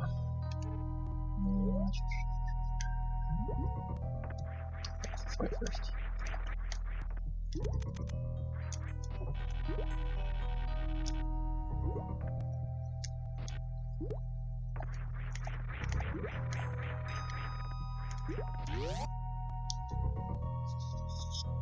Metroids.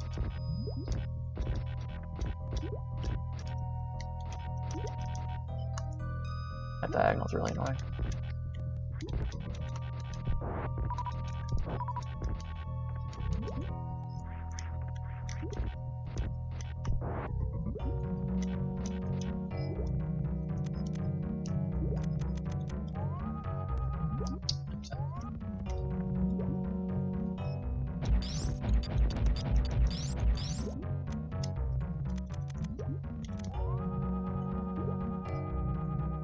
Or I could just speed boost.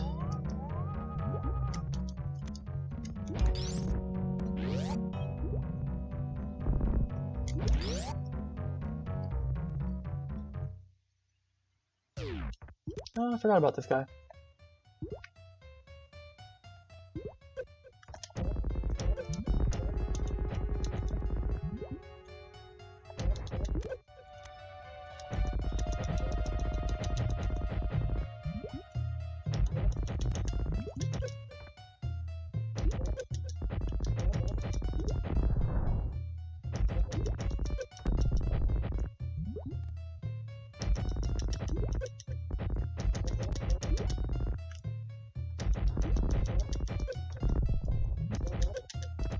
There we go.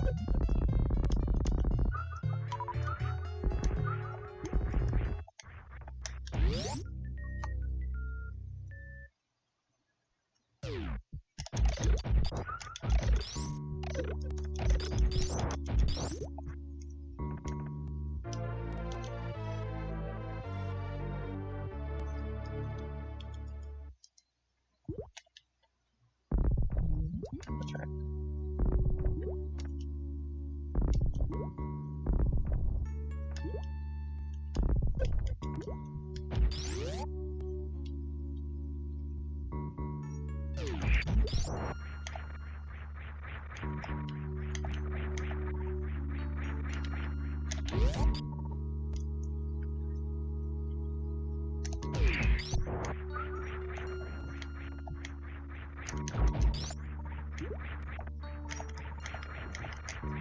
I can't even grab onto you correctly. The other Metroids would be on you immediately. Oh, thanks for the host, Flora Games. I appreciate it.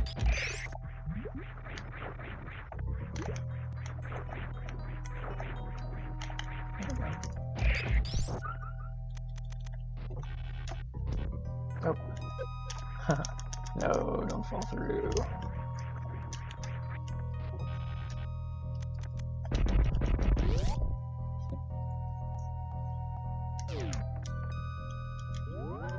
I think there's a missile charger in here. It's either missile or energy. Ah, energy. Don't really need that right now.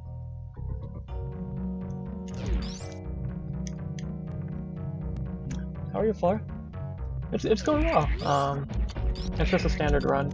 Haven't played the game in a long time.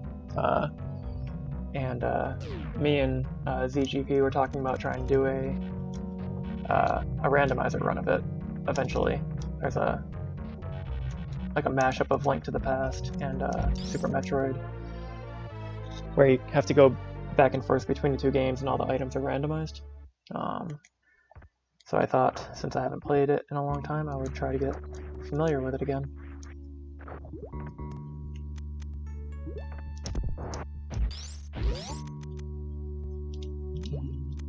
I should have had more missiles, so I can break these faster. Here's Dragon. Okay.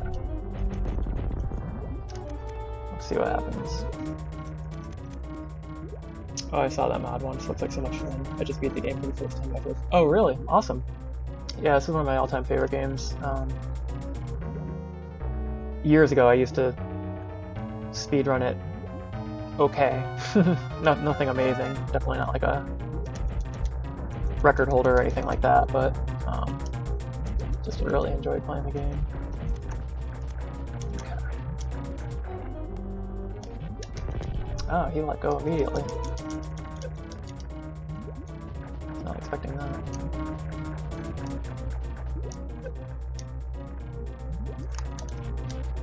There we go. That should do it. Yeah, it's an absolute masterpiece. This is an amazing game. Like, definitely in my top 5 of all time. Quick kill. Alright. Oh, wall jumps are. Thank you. Yeah, once you get the timing, like, this has all been muscle memory for me so far. Started hour and 40 minutes ago, it looks like. My hope was to do the whole game in one run, but I have to work early tomorrow, so I don't think I'll be doing that. So it'll probably end up being 2 runs. And space jump is always kind of finicky. Like, if you drop too low, it doesn't allow you to jump again. So I still rely on wall jumps pretty heavily, if I can. No, I'm actually using a PlayStation 4 controller, and it's giving me some issues. It's not allowing me to do diagonals, so that's been a little hard for the shine sparks and stuff like that.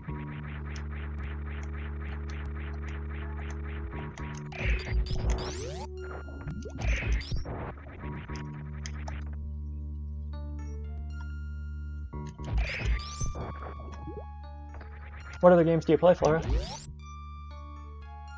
Hopefully I'm saying that correctly.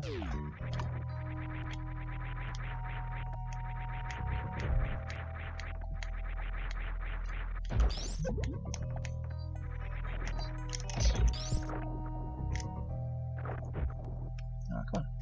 Give me my somersault. There we go.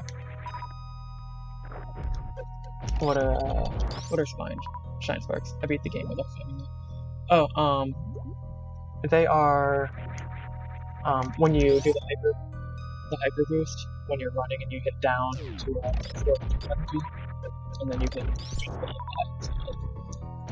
Other one later. Yeah, you can do diagonal shine sparks with Elm. The problem is what I'm running into a lot is when I try to roll from running left to right and roll down to go into the jump. Like the jump itself, it cancels out if I roll my thumb. I have to quickly go from left to right, straight to down. If I hit the diagonal at all, it's just not bad, but just a little. That's weird. I sound like a space pirate. Pop in there for a second. You suck at advanced tech. I mean, I would say advanced tech. Outside of like mock balls, I would say that's probably the most advanced tech is the mock balls. The shine sparks and stuff like that, you get used to after a while. I like that the game. I keep saying it. Like all these context and environmental clues, like they never tell you you can do any of it. They just point you to things that show you that it's possible. And then you have to figure it out, of course. Oh, hey, Maddie, what's up? Oh no, I'm late. Didn't realize you were streaming tonight, so I went to bed early and just woke up. Oh, now I'll be up all night. Great. Yeah, I decided to do Super Metroid game tonight. I'll probably be logging off in about a half hour or so. I'll work tomorrow, but I'll try to look at this.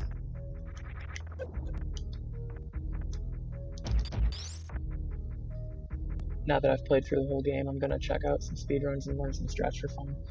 This is one of the funnest games to watch speedruns for me, especially like watching people race in AGDQ or things like that.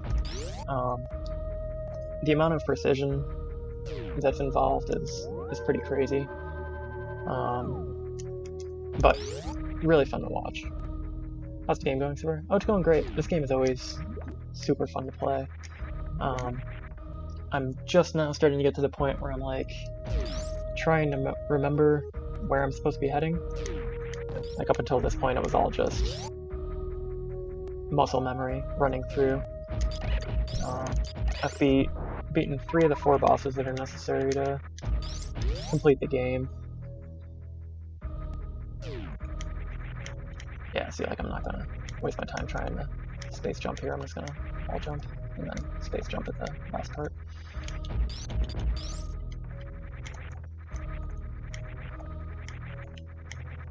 I guess I could go back through here now.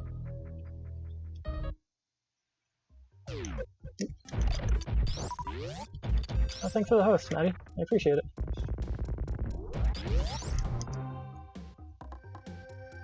Yeah, there's not a bad song in this game.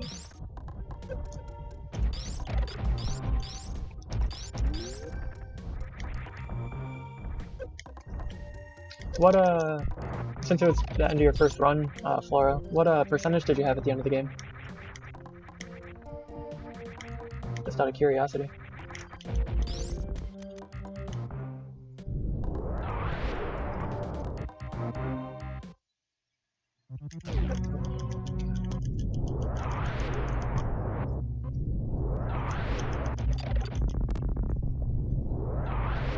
Before I left Meridia, I should have gotten the plasma beam. Completely forgot about that. Trying to think if it's actually necessary or not. So this is another cool like Dark Souls moment, kind of, where like you realize you've traveled all this way and you've ended up at the very beginning of the game. But this gives us a chance to go ahead and get that hidden energy block, or energy tank. 61%, Samus only took off part of her helmet. So what was your total playtime?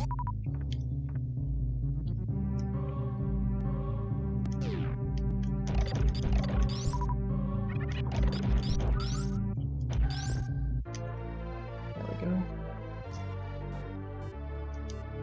Oh, thanks for the host, Connor. I appreciate that too. Made some banana bread today, so I'm gonna snack on that while watching. Nice. Also has made some awesome banana bread lately.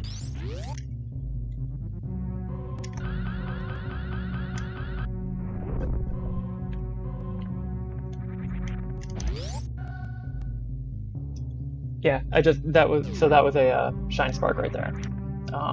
When you saw me jump up in the air like that, basically if you use your hyper boost and once the hyper boost activates and you turn blue with like your shadows behind you, you can press down and jump up in the air, and it'll go until you hit something. But it does take energy away while you're traveling, so probably took more than like 10 or 12 hours, thanks to my business.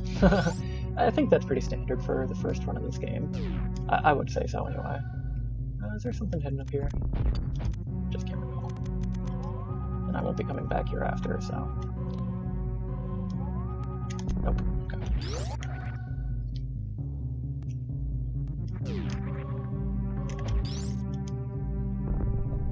Yeah, I can't remember how long it took me my first playthrough of this. Yeah.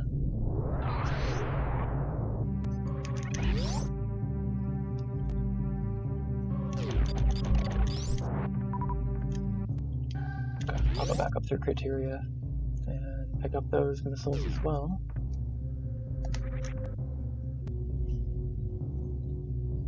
How long does an average run take now? For me, I don't know. This is kind of going to set my average. I've been playing for an hour and 50 minutes, so I'm guessing probably maybe 2.5 hours for this run, but I haven't played it in probably 7 or 8 years. But I used to play this game all the time. This was like a constant in my gaming library when I was younger. So.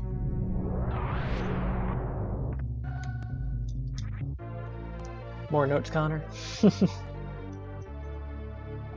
I think you need a power bomb to get down here, though. I don't think anything else opens this up.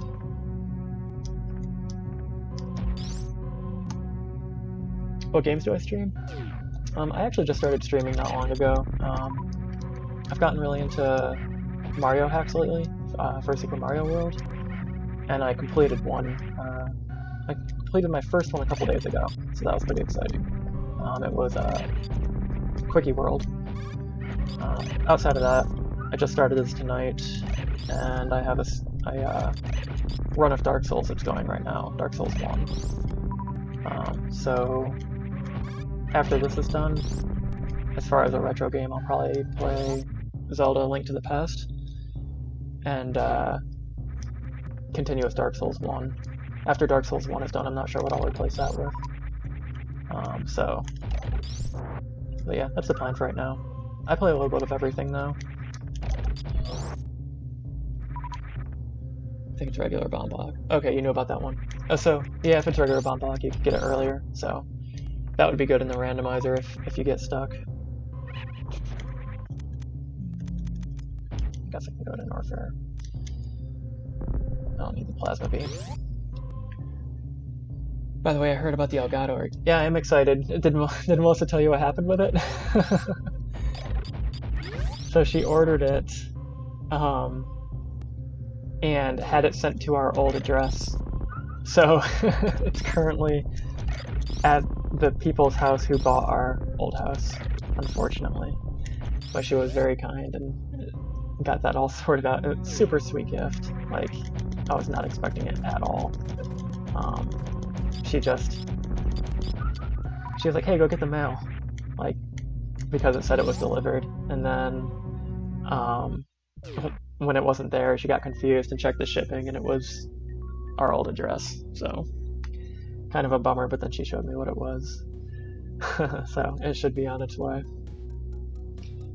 I am excited though, because that'll be awesome to be able to play Switch and PS4 games.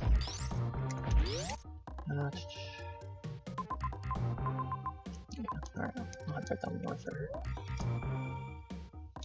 Sweet, good taste. Oh, thank you. Yeah, it's...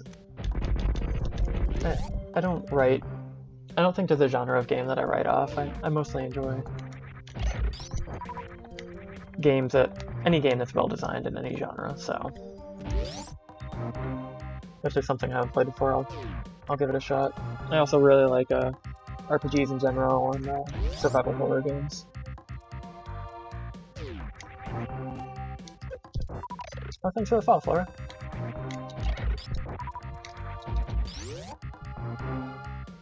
Elgato works pretty well for me too. You love your Elgato. You know this game pretty well, it's the execution. You could get it. I've seen you do some pretty technical runs. I watched your Aladdin speedruns and stuff like that back in the day, so I know you could learn it. Alright, so here is where you actually learn how to shine spark. And this is what I think is so cool about the tutorials of this game. Like, and it can kind of suck because some people really get mad when they get stuck in areas and they can't figure it out. But you can't get up here, because if you try to wall jump up, you can't break through these blocks. Because they're the speed boost icon. But if you see this awesome little guy, and you run along with him, he shows you that you can do that. So, pretty much, he is teaching you that there's something you can do if you haven't stumbled across it yet. And then you have this energy filler, since the Shine Spark uses energy, in case you're low. So, wonderful game design again. That's how you get out. There is a section in Brinstar that you can get stuck in with 3 guys that teach you how to wall jump. And I know plenty of people who have actually just shut the game off because they couldn't figure it out. The timing is kind of weird. Yeah, the bird guy's awesome. I can't remember what his name is, or what his species is, but he's cute. And then you guys teach you how to look like Ewoks.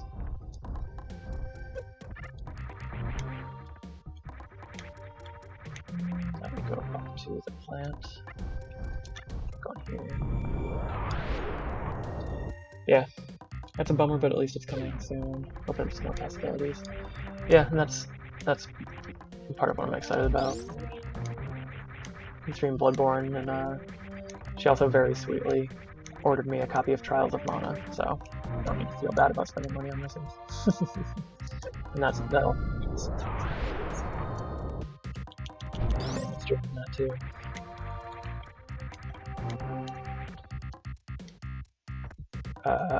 What?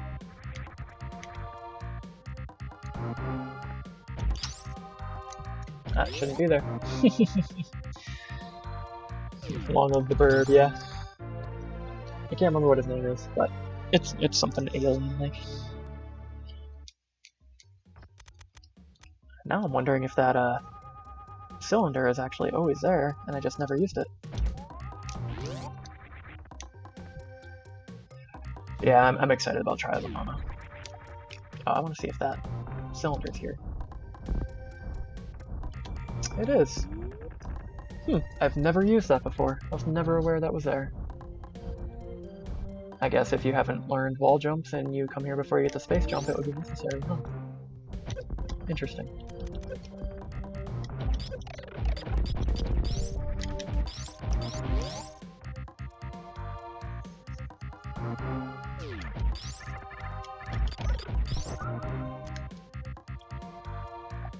Oh, I can do this too now. So, now that I have a power bomb. Gravity suit.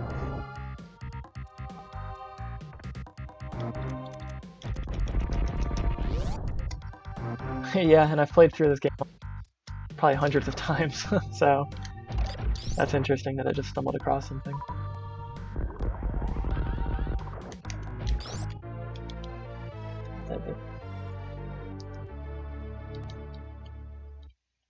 I don't think there's anything else here. Let's double check.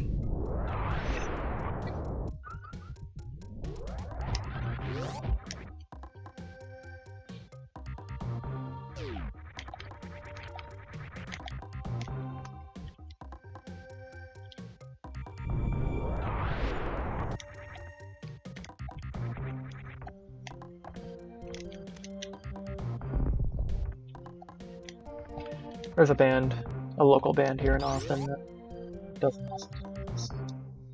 Called the Descendants of Dragon. They do a lot of really good video game covers. More in like a metal sort of post-rock style.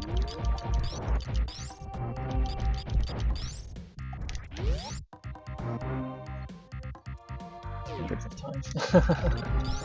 Yeah, this is an evergreen game for me.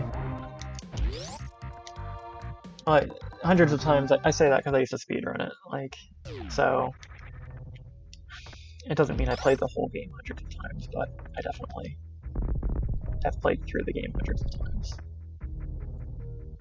August Burns Red plays some sick metal video game music. Really, so that's a band name I haven't heard in a really long time, but I didn't know they did video game covers. There's also this other band called Bit Brigade. I've seen them a couple times now. They do video game covers, but the way they set their shows up is they have a band member who doesn't play music. He actually speedruns the game, and while the game is speedrunning, they have the music. They have like a custom ROM that strips all the music out and only has the sound effects, and the rest of the band is playing the music to the game behind them. I saw them do a run of Mega Man 3 and a run of Contra and a run of Metroid, and it was awesome. I actually have I don't do anything on my YouTube channel, but I have full concerts of them, and I also have videos of Descendants of Verdrick too. So I could throw that out somewhere so you can see the link.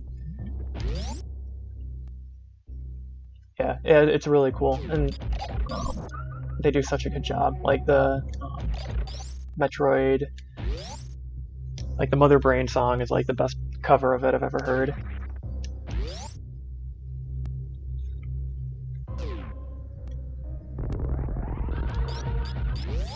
Highly recommend after this whole quarantine garbage is done, if they come anywhere near you, to check it out.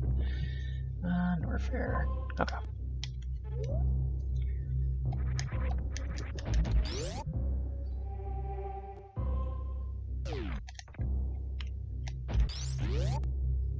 Proto Men were touring with Tupperware. Yeah, Tupperware Remix Party. Is that right? I haven't seen Proto Men. They were supposed to come through here like next month, and they canceled their tour. I did see Power Glove last year, and that was awesome. And they were supposed to come back through again with Immortal Guardian, and their tour got canceled too. So I'm pretty bummed about that. You seem like a really cool guy and have a great community. I'm glad you stumbled upon the channel too. Thank you for the compliments, by the way. I've really been fortunate to find some awesome people so quickly. Mostly thanks to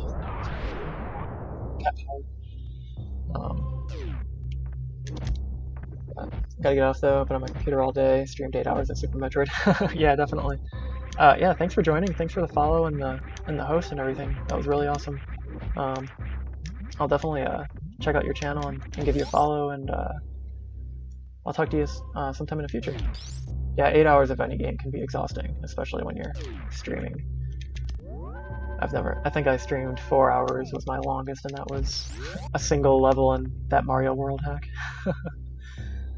Yeah, have a good night, Flora.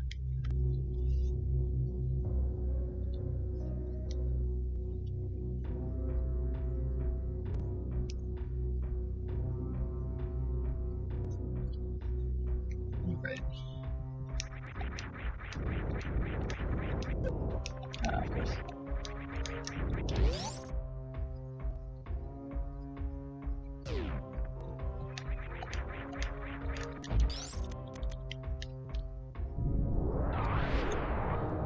To borrow the trick from before where you emulate the power-up.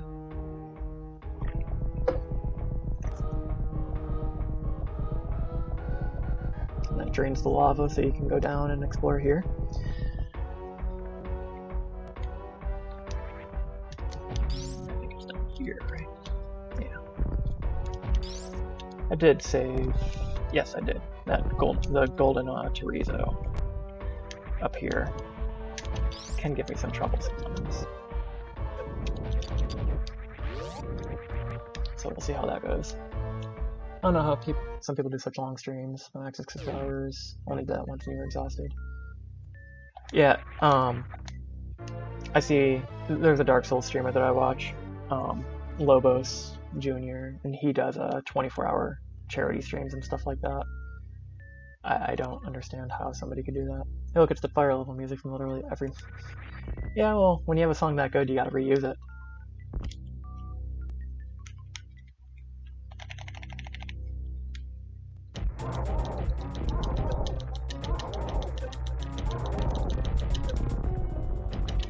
This is why I should have had, that might be the problem. This is why I should have the plasma beam. It's weird, his rings are phasing through me though. I can tank this guy for a little while.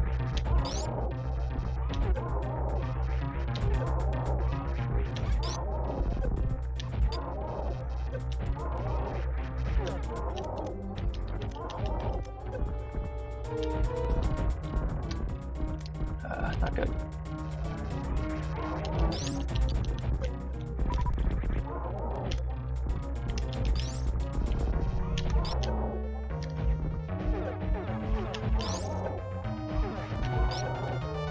Yeah, I might die here. That sucks. I don't have any super missiles, so I can't recharge either.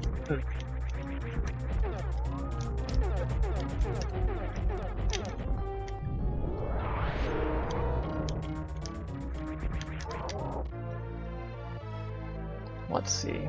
All hell, Lobos. Yeah, do you watch Lobos at all, Connor? Do I have enough for this?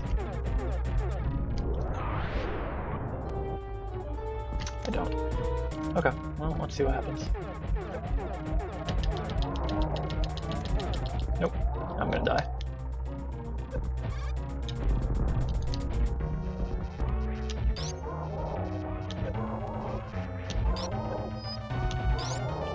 No way, really? First pontoon and then that? That's ridiculous. That's some luck. I didn't deserve that. On occasion you'll watch. Yeah, I know. I skipped the plasma beam in Meridia. I should have gone back and gotten it, but I didn't think I would need it. Screw attack. Okay.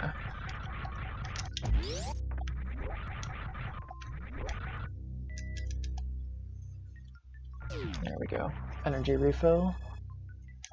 I should have enough super missiles to kill Ridley, though. I'm not worried about that.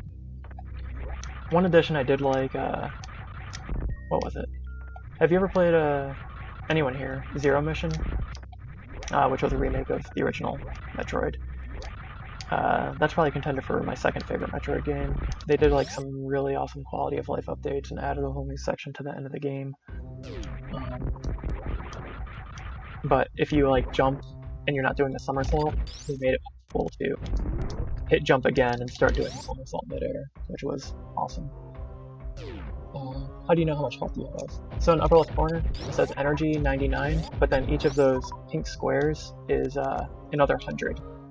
So I have 7, 8, 9 squares would be 900 health plus the 99. That's odd glitches. Yeah, energy equals health in this game. So this brings me back to the entrance. I'm not interested in going there yet. No, yeah, there's no stamina in this game. It's pretty straightforward platforming. And then, like, your missile counts and power bomb counts.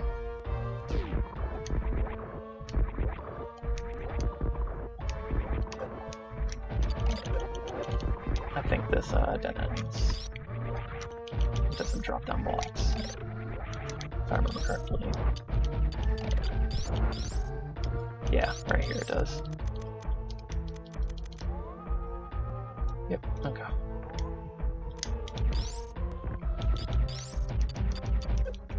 Samus' stamina personified, yeah. Yeah, definitely. So you were like 1 second away from dying. Yeah, if I had been hit one more time, I would have died. So, definitely luck.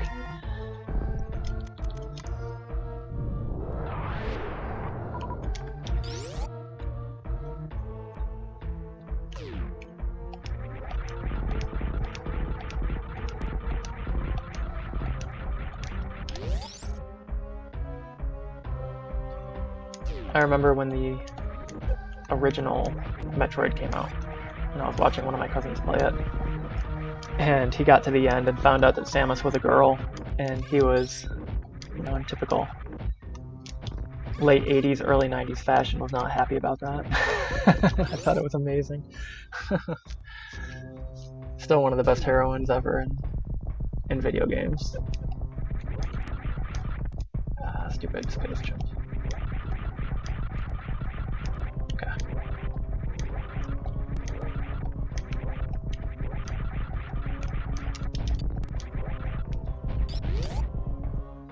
A classic. Yeah, you know exactly who it was too, Connor, don't you?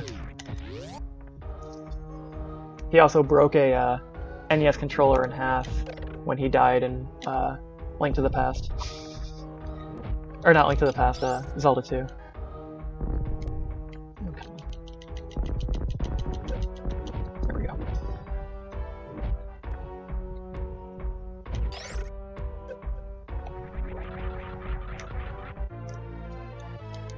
She's in Smash, right? Yeah.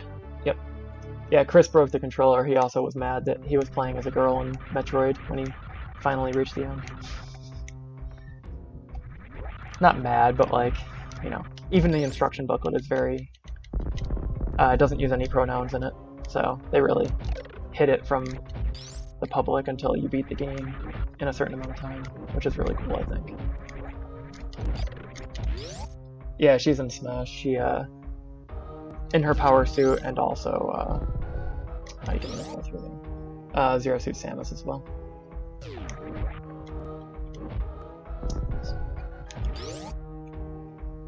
I am going to have to log off next save point I get to.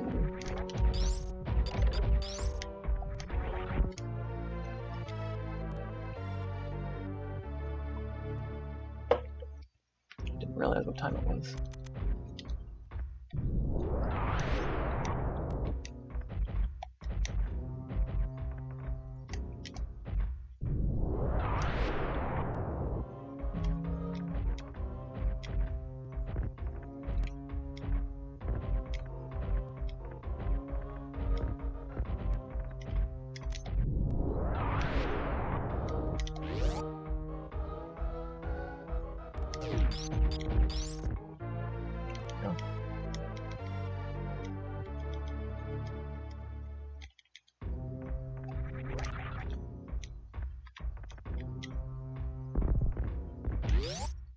What does that yellow circle thing do? Yellow circle thing. I didn't catch it. Is it on the screen right now?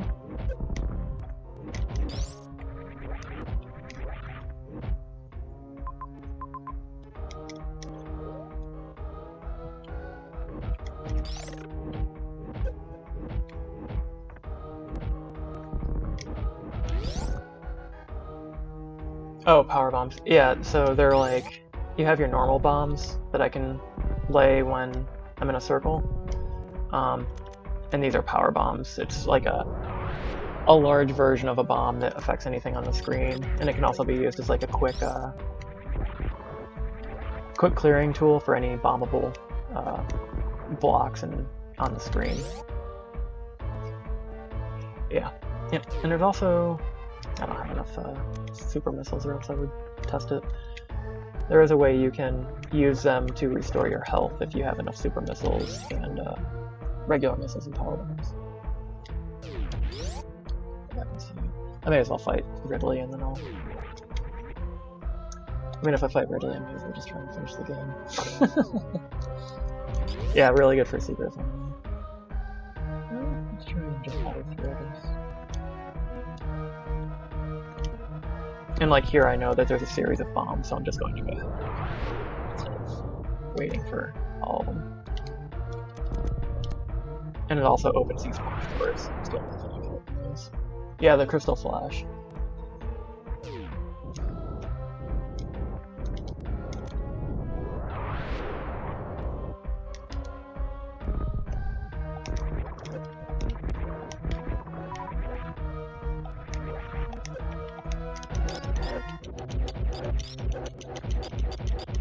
And the spirit attack is so powered.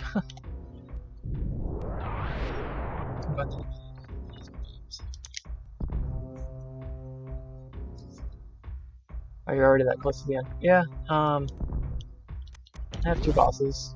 Like, I have this boss and then the final boss.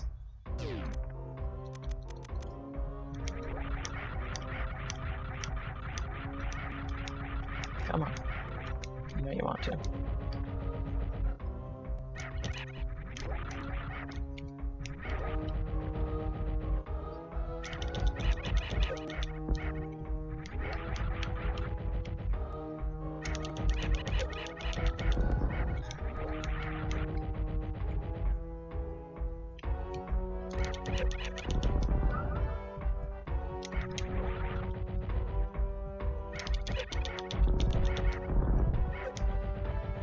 Plasma beam would be so helpful. I should have gone back for it when I was still over there.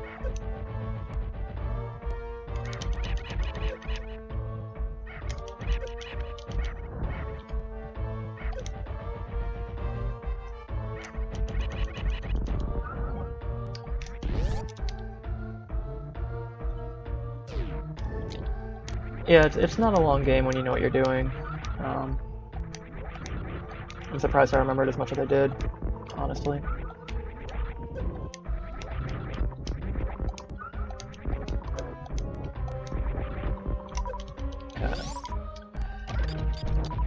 Sorry everybody, I'm just gonna refill it real quick. No way to know the enemy health. No, you just kind of, you learn it over time.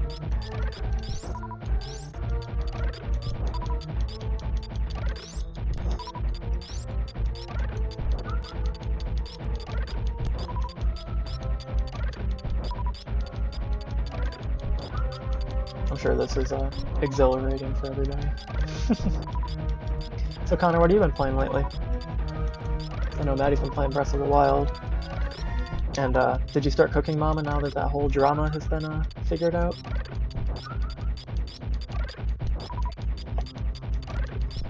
Mostly interested in super missiles right now. Don't really care about much else.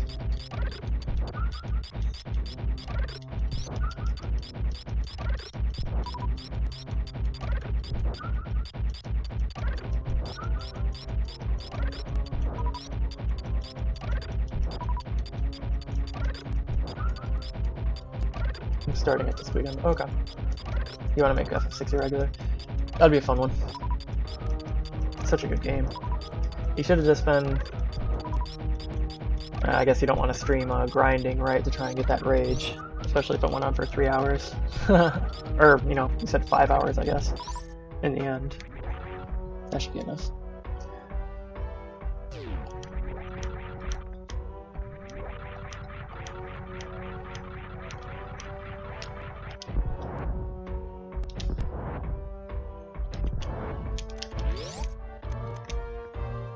Let's see. Yeah. Hey, Ridley.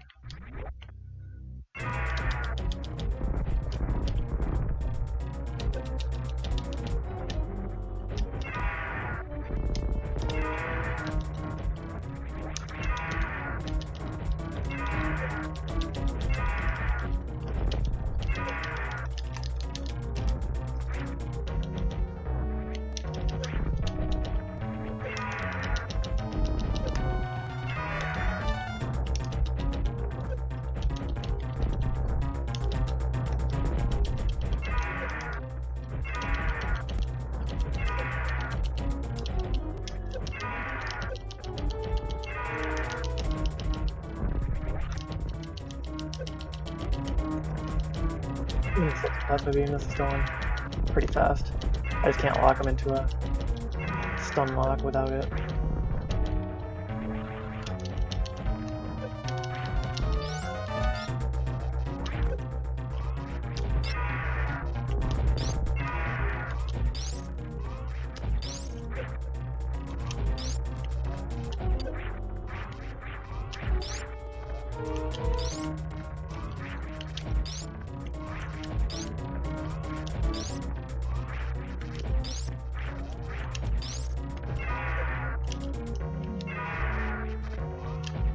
I don't think power bombs do any damage to him. I've never really tried to use them before.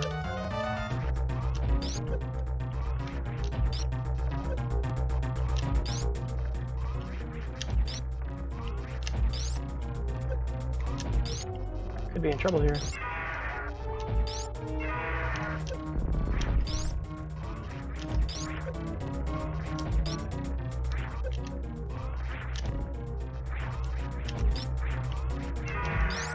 There we go. Okay.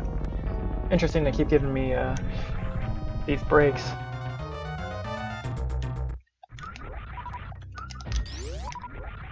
So now we should be able to get our Metroid from Ridley, but he broke out. Go ahead and fill up our energy. So many people in the Final Fantasy would be a good choice for a main game. Yeah, it's especially with Final Fantasy VII remake coming out, I think some people would jump into it who aren't as familiar with the older games. Anybody who has retro sensibilities. Yeah, well, I have one reserve. So I would have had 100 if I lost all my energy, but that would have been 2 hits, I guess.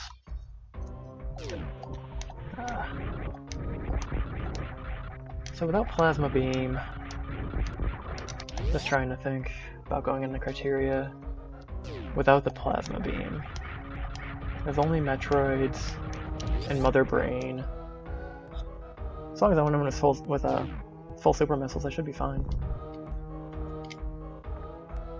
I think.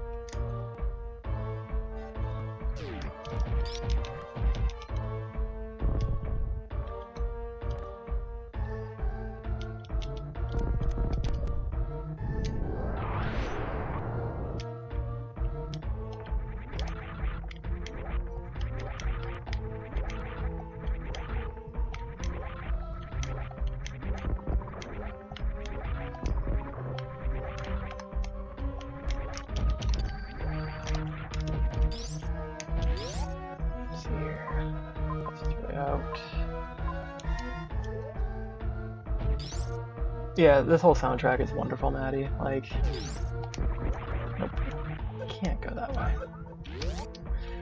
I don't know. I really like this whole soundtrack.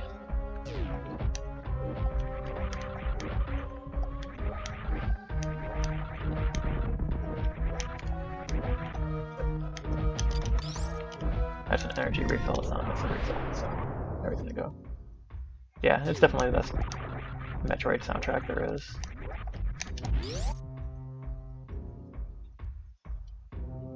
Like Phendrana Drifts on the Metroid Prime soundtrack is pretty good, but not as good as this.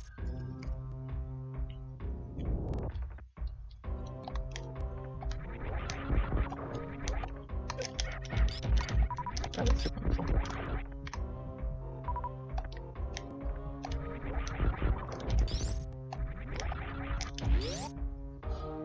I'm leaving all types of items behind.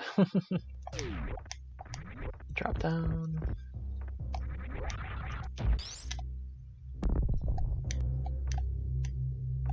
How many games are in a franchise? So there's Metroid, Metroid 2, Super Metroid, Metroid Prime 1 through 3.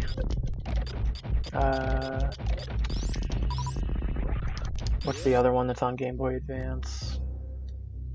So another one on Game Boy Advance, and then Other M. And then there was like a weird like pinball version that came out, and a first-person shooter on DS.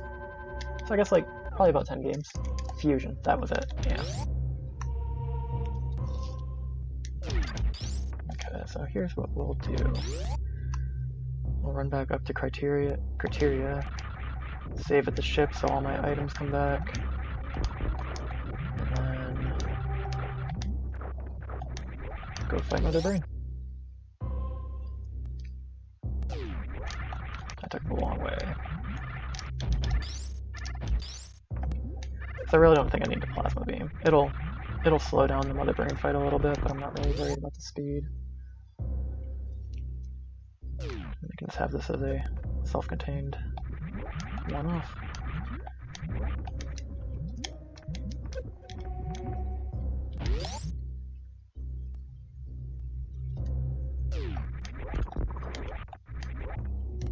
Yeah, there's been quite a few of them.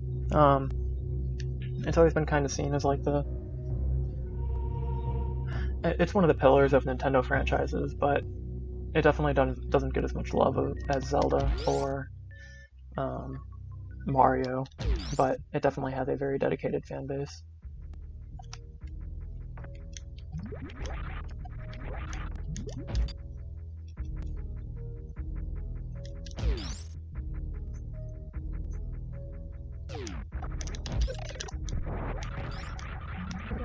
I guess it doesn't matter, because I'm going to refill this ship anyway.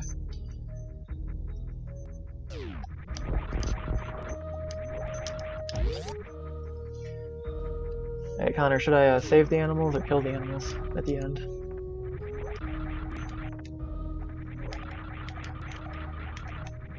Doesn't really matter, I'm going to save them.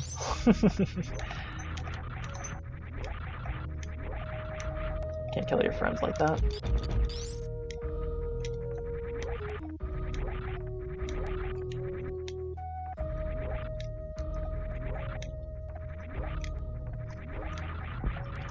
That's what I was trying to avoid.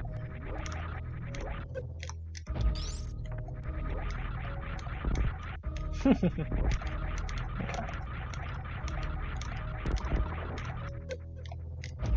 Goodness.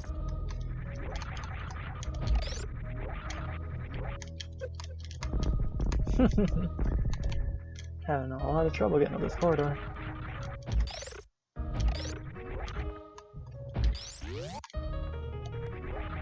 There we go. Save the frames. It'll make my baseline look better. I can't save the frames if I kill the animals. Yeah, I'm going for the final boss now. I'm thinking... I don't know, what do you say, Connor? I'm probably at like 55% completion for item collection. Somewhere around that. Then donate $25,000 to this category gets sniped.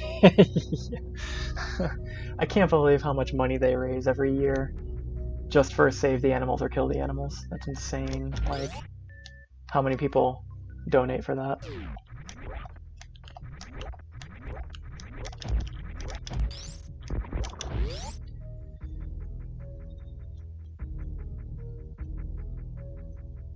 You're gonna get 5.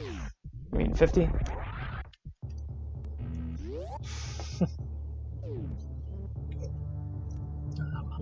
20 super missiles.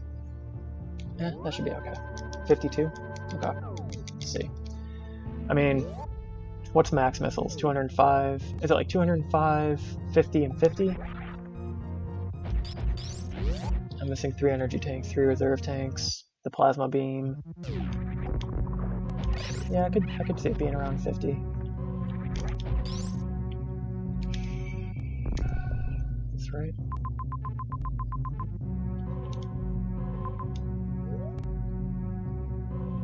Yeah, this is right, I think. Blanking on where to go for endgame.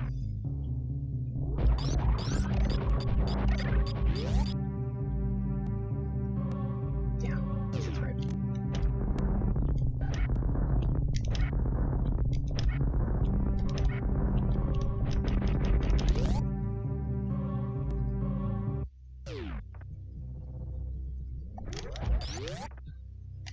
So this is kind of like the keeper door. You have to beat all of the bosses before you can go down and fight the final boss. We beat Kraid, we beat Fontoon, we beat Dragon next in the wrecked ship, and then Ridley was the last to go that we just destroyed. So that opens up the way to go to Mother Brain.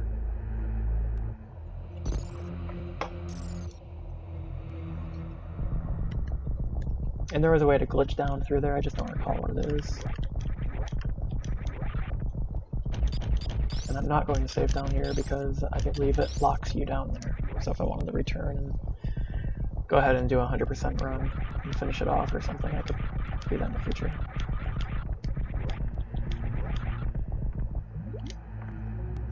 Really cool atmosphere.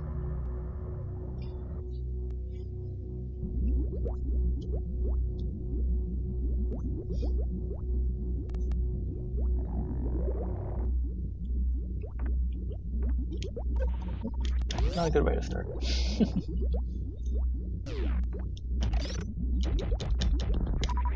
Freeze and 5 missiles.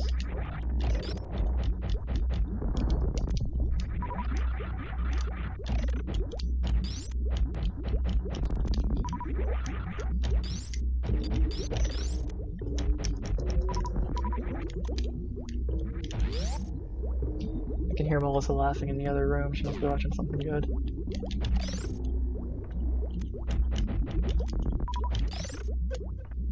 Spaghettios.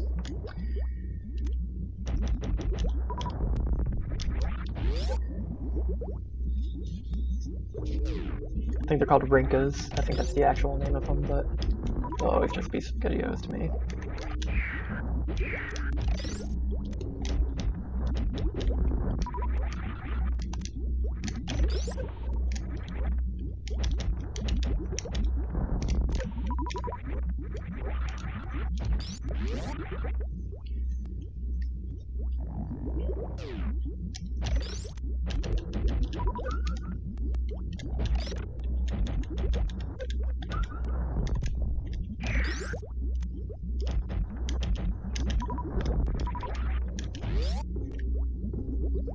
On your first videos.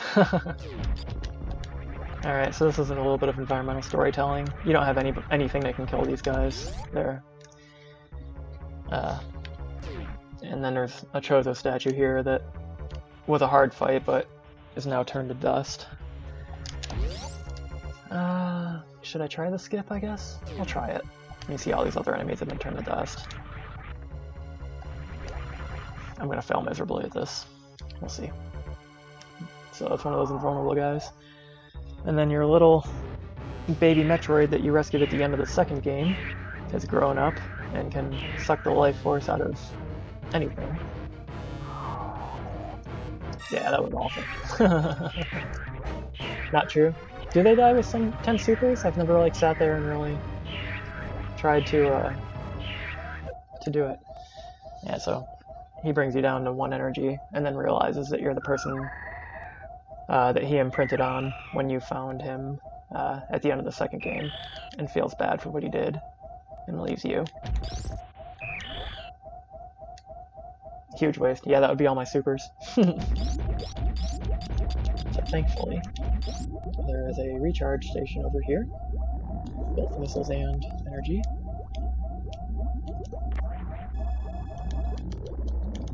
nice and full.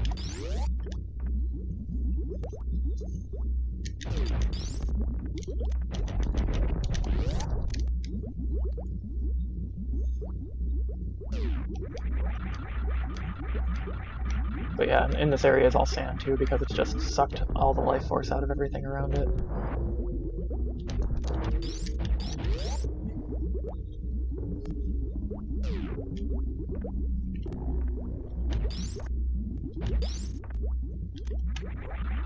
Alright. Yeah, he's friendly. So at the end of the second game, you actually find that Metroid. The second game, you're kind of sent to this planet, SR388, with the mission to destroy all the Metroids, and you destroy all of them except for that final one,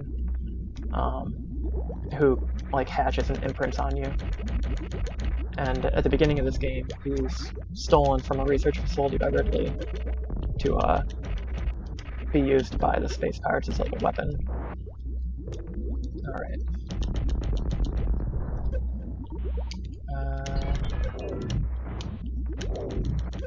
I should probably save those.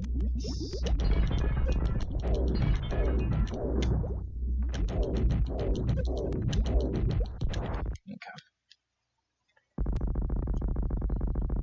Yeah, he doesn't know who you are until he almost kills you, and then lets go of you.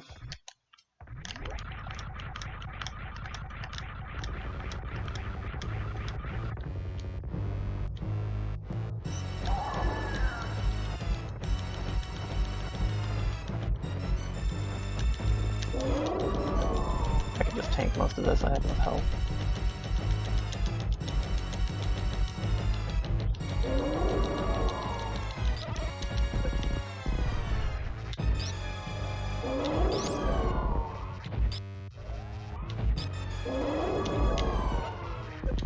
Well, the plasma beam now is going to take a little longer.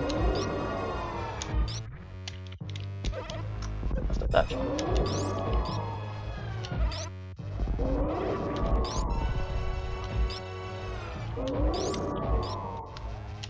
Once she starts shooting the fire, I should be in good shape.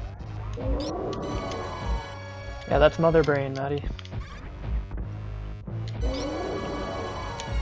There was a cartoon in the late 90s, or sorry, early 90s, called Captain and the Game Master that had a voiced Mother Brain, and the voice of it was actually one of the singers from the Four Tops, the old Motown band, which I thought was hilarious when I found out. It should actually be good for him to, for her to take my energy out now, I think. But we'll just go ahead and continue.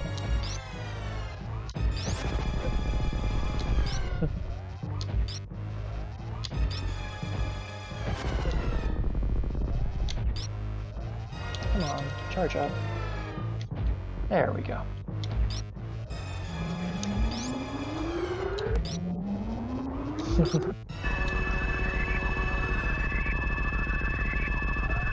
Wow, actually going into my reserves, huh? Is it gonna kill me? Okay, I didn't think that was possible.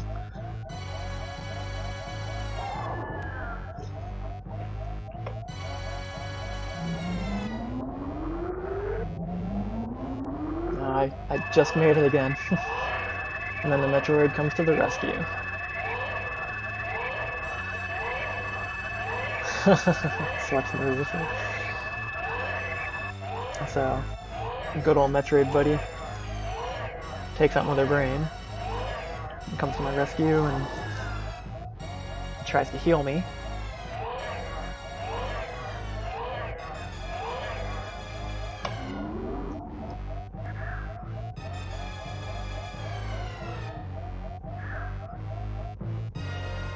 Gives me my health back that was taken away.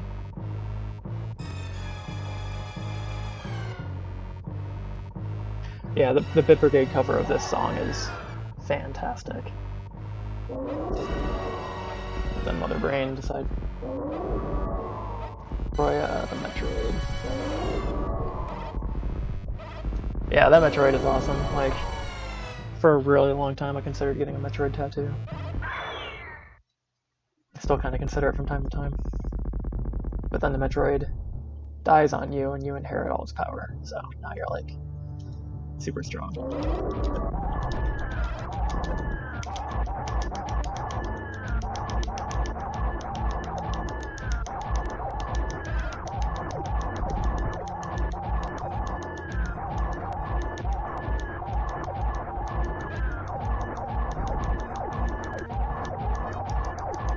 Yeah, Mother Brain killed the Metroid.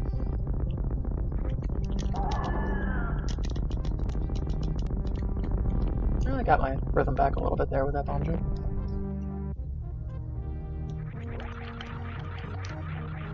Now we have the good old escape sequence, which may be the one thing I don't remember, is the optimal route through here.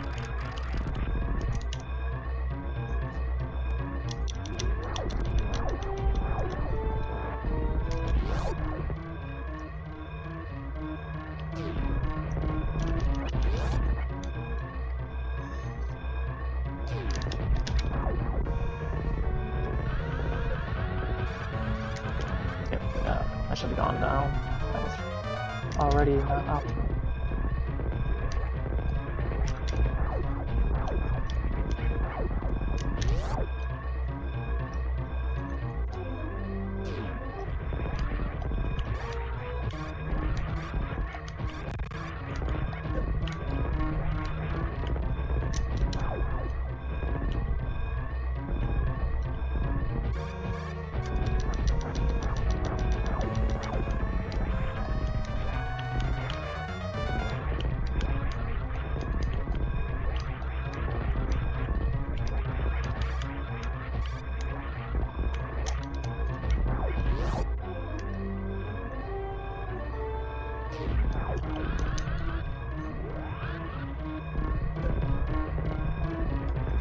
Take time to save those animals.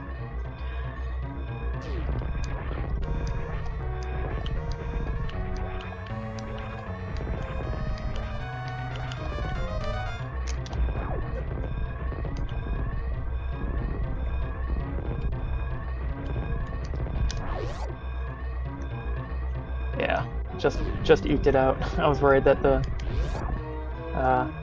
directional was going to cause me a problem. You're free!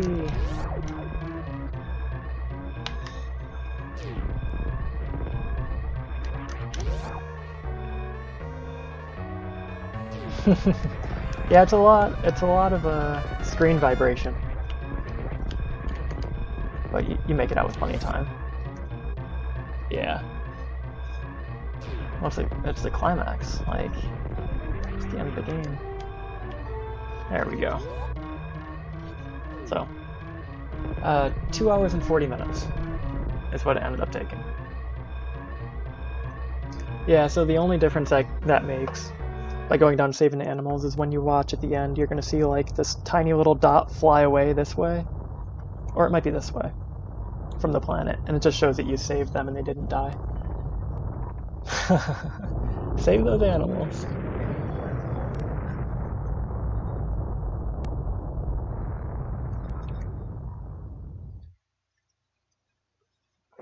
Yeah, it should fly out in a moment after the screen stops being white. You'll see it fly to the left or right. Yep, there it goes. Let's see what completion time was. And what item collection was. Hour 59. Not bad for 8 years out of practice. Now I'll just wait for the credits to finish and see what my percentage was. I thought I could finish it in a single stream. I really shouldn't have stayed up till 11:40 doing it, because I have a long day of work tomorrow, but I didn't realize it was that late either. So that kind of sucks, but oh well. Yeah, that wasn't a bad time. I'm glad I sub 2 is not bad.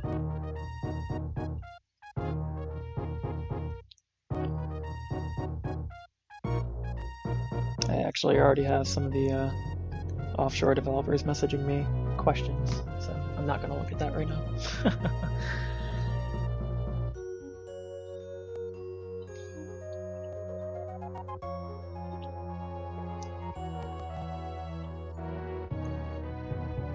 Well, now you'll be boosted through your workday, feeling good off the success. Yeah. Yeah, it'll be finished. I can move on to something else next stream. Or do another continuation of Dark Souls.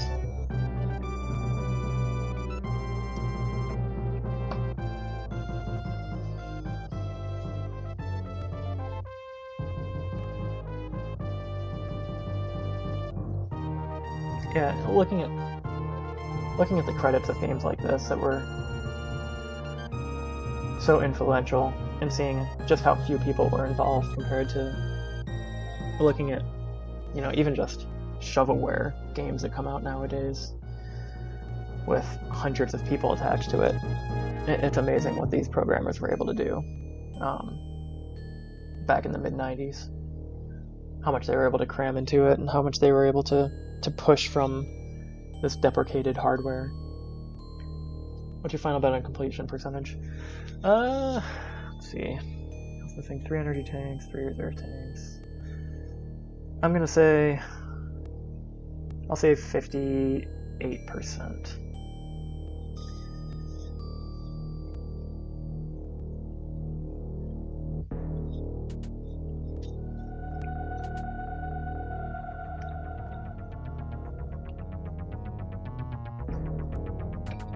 Got the good ending.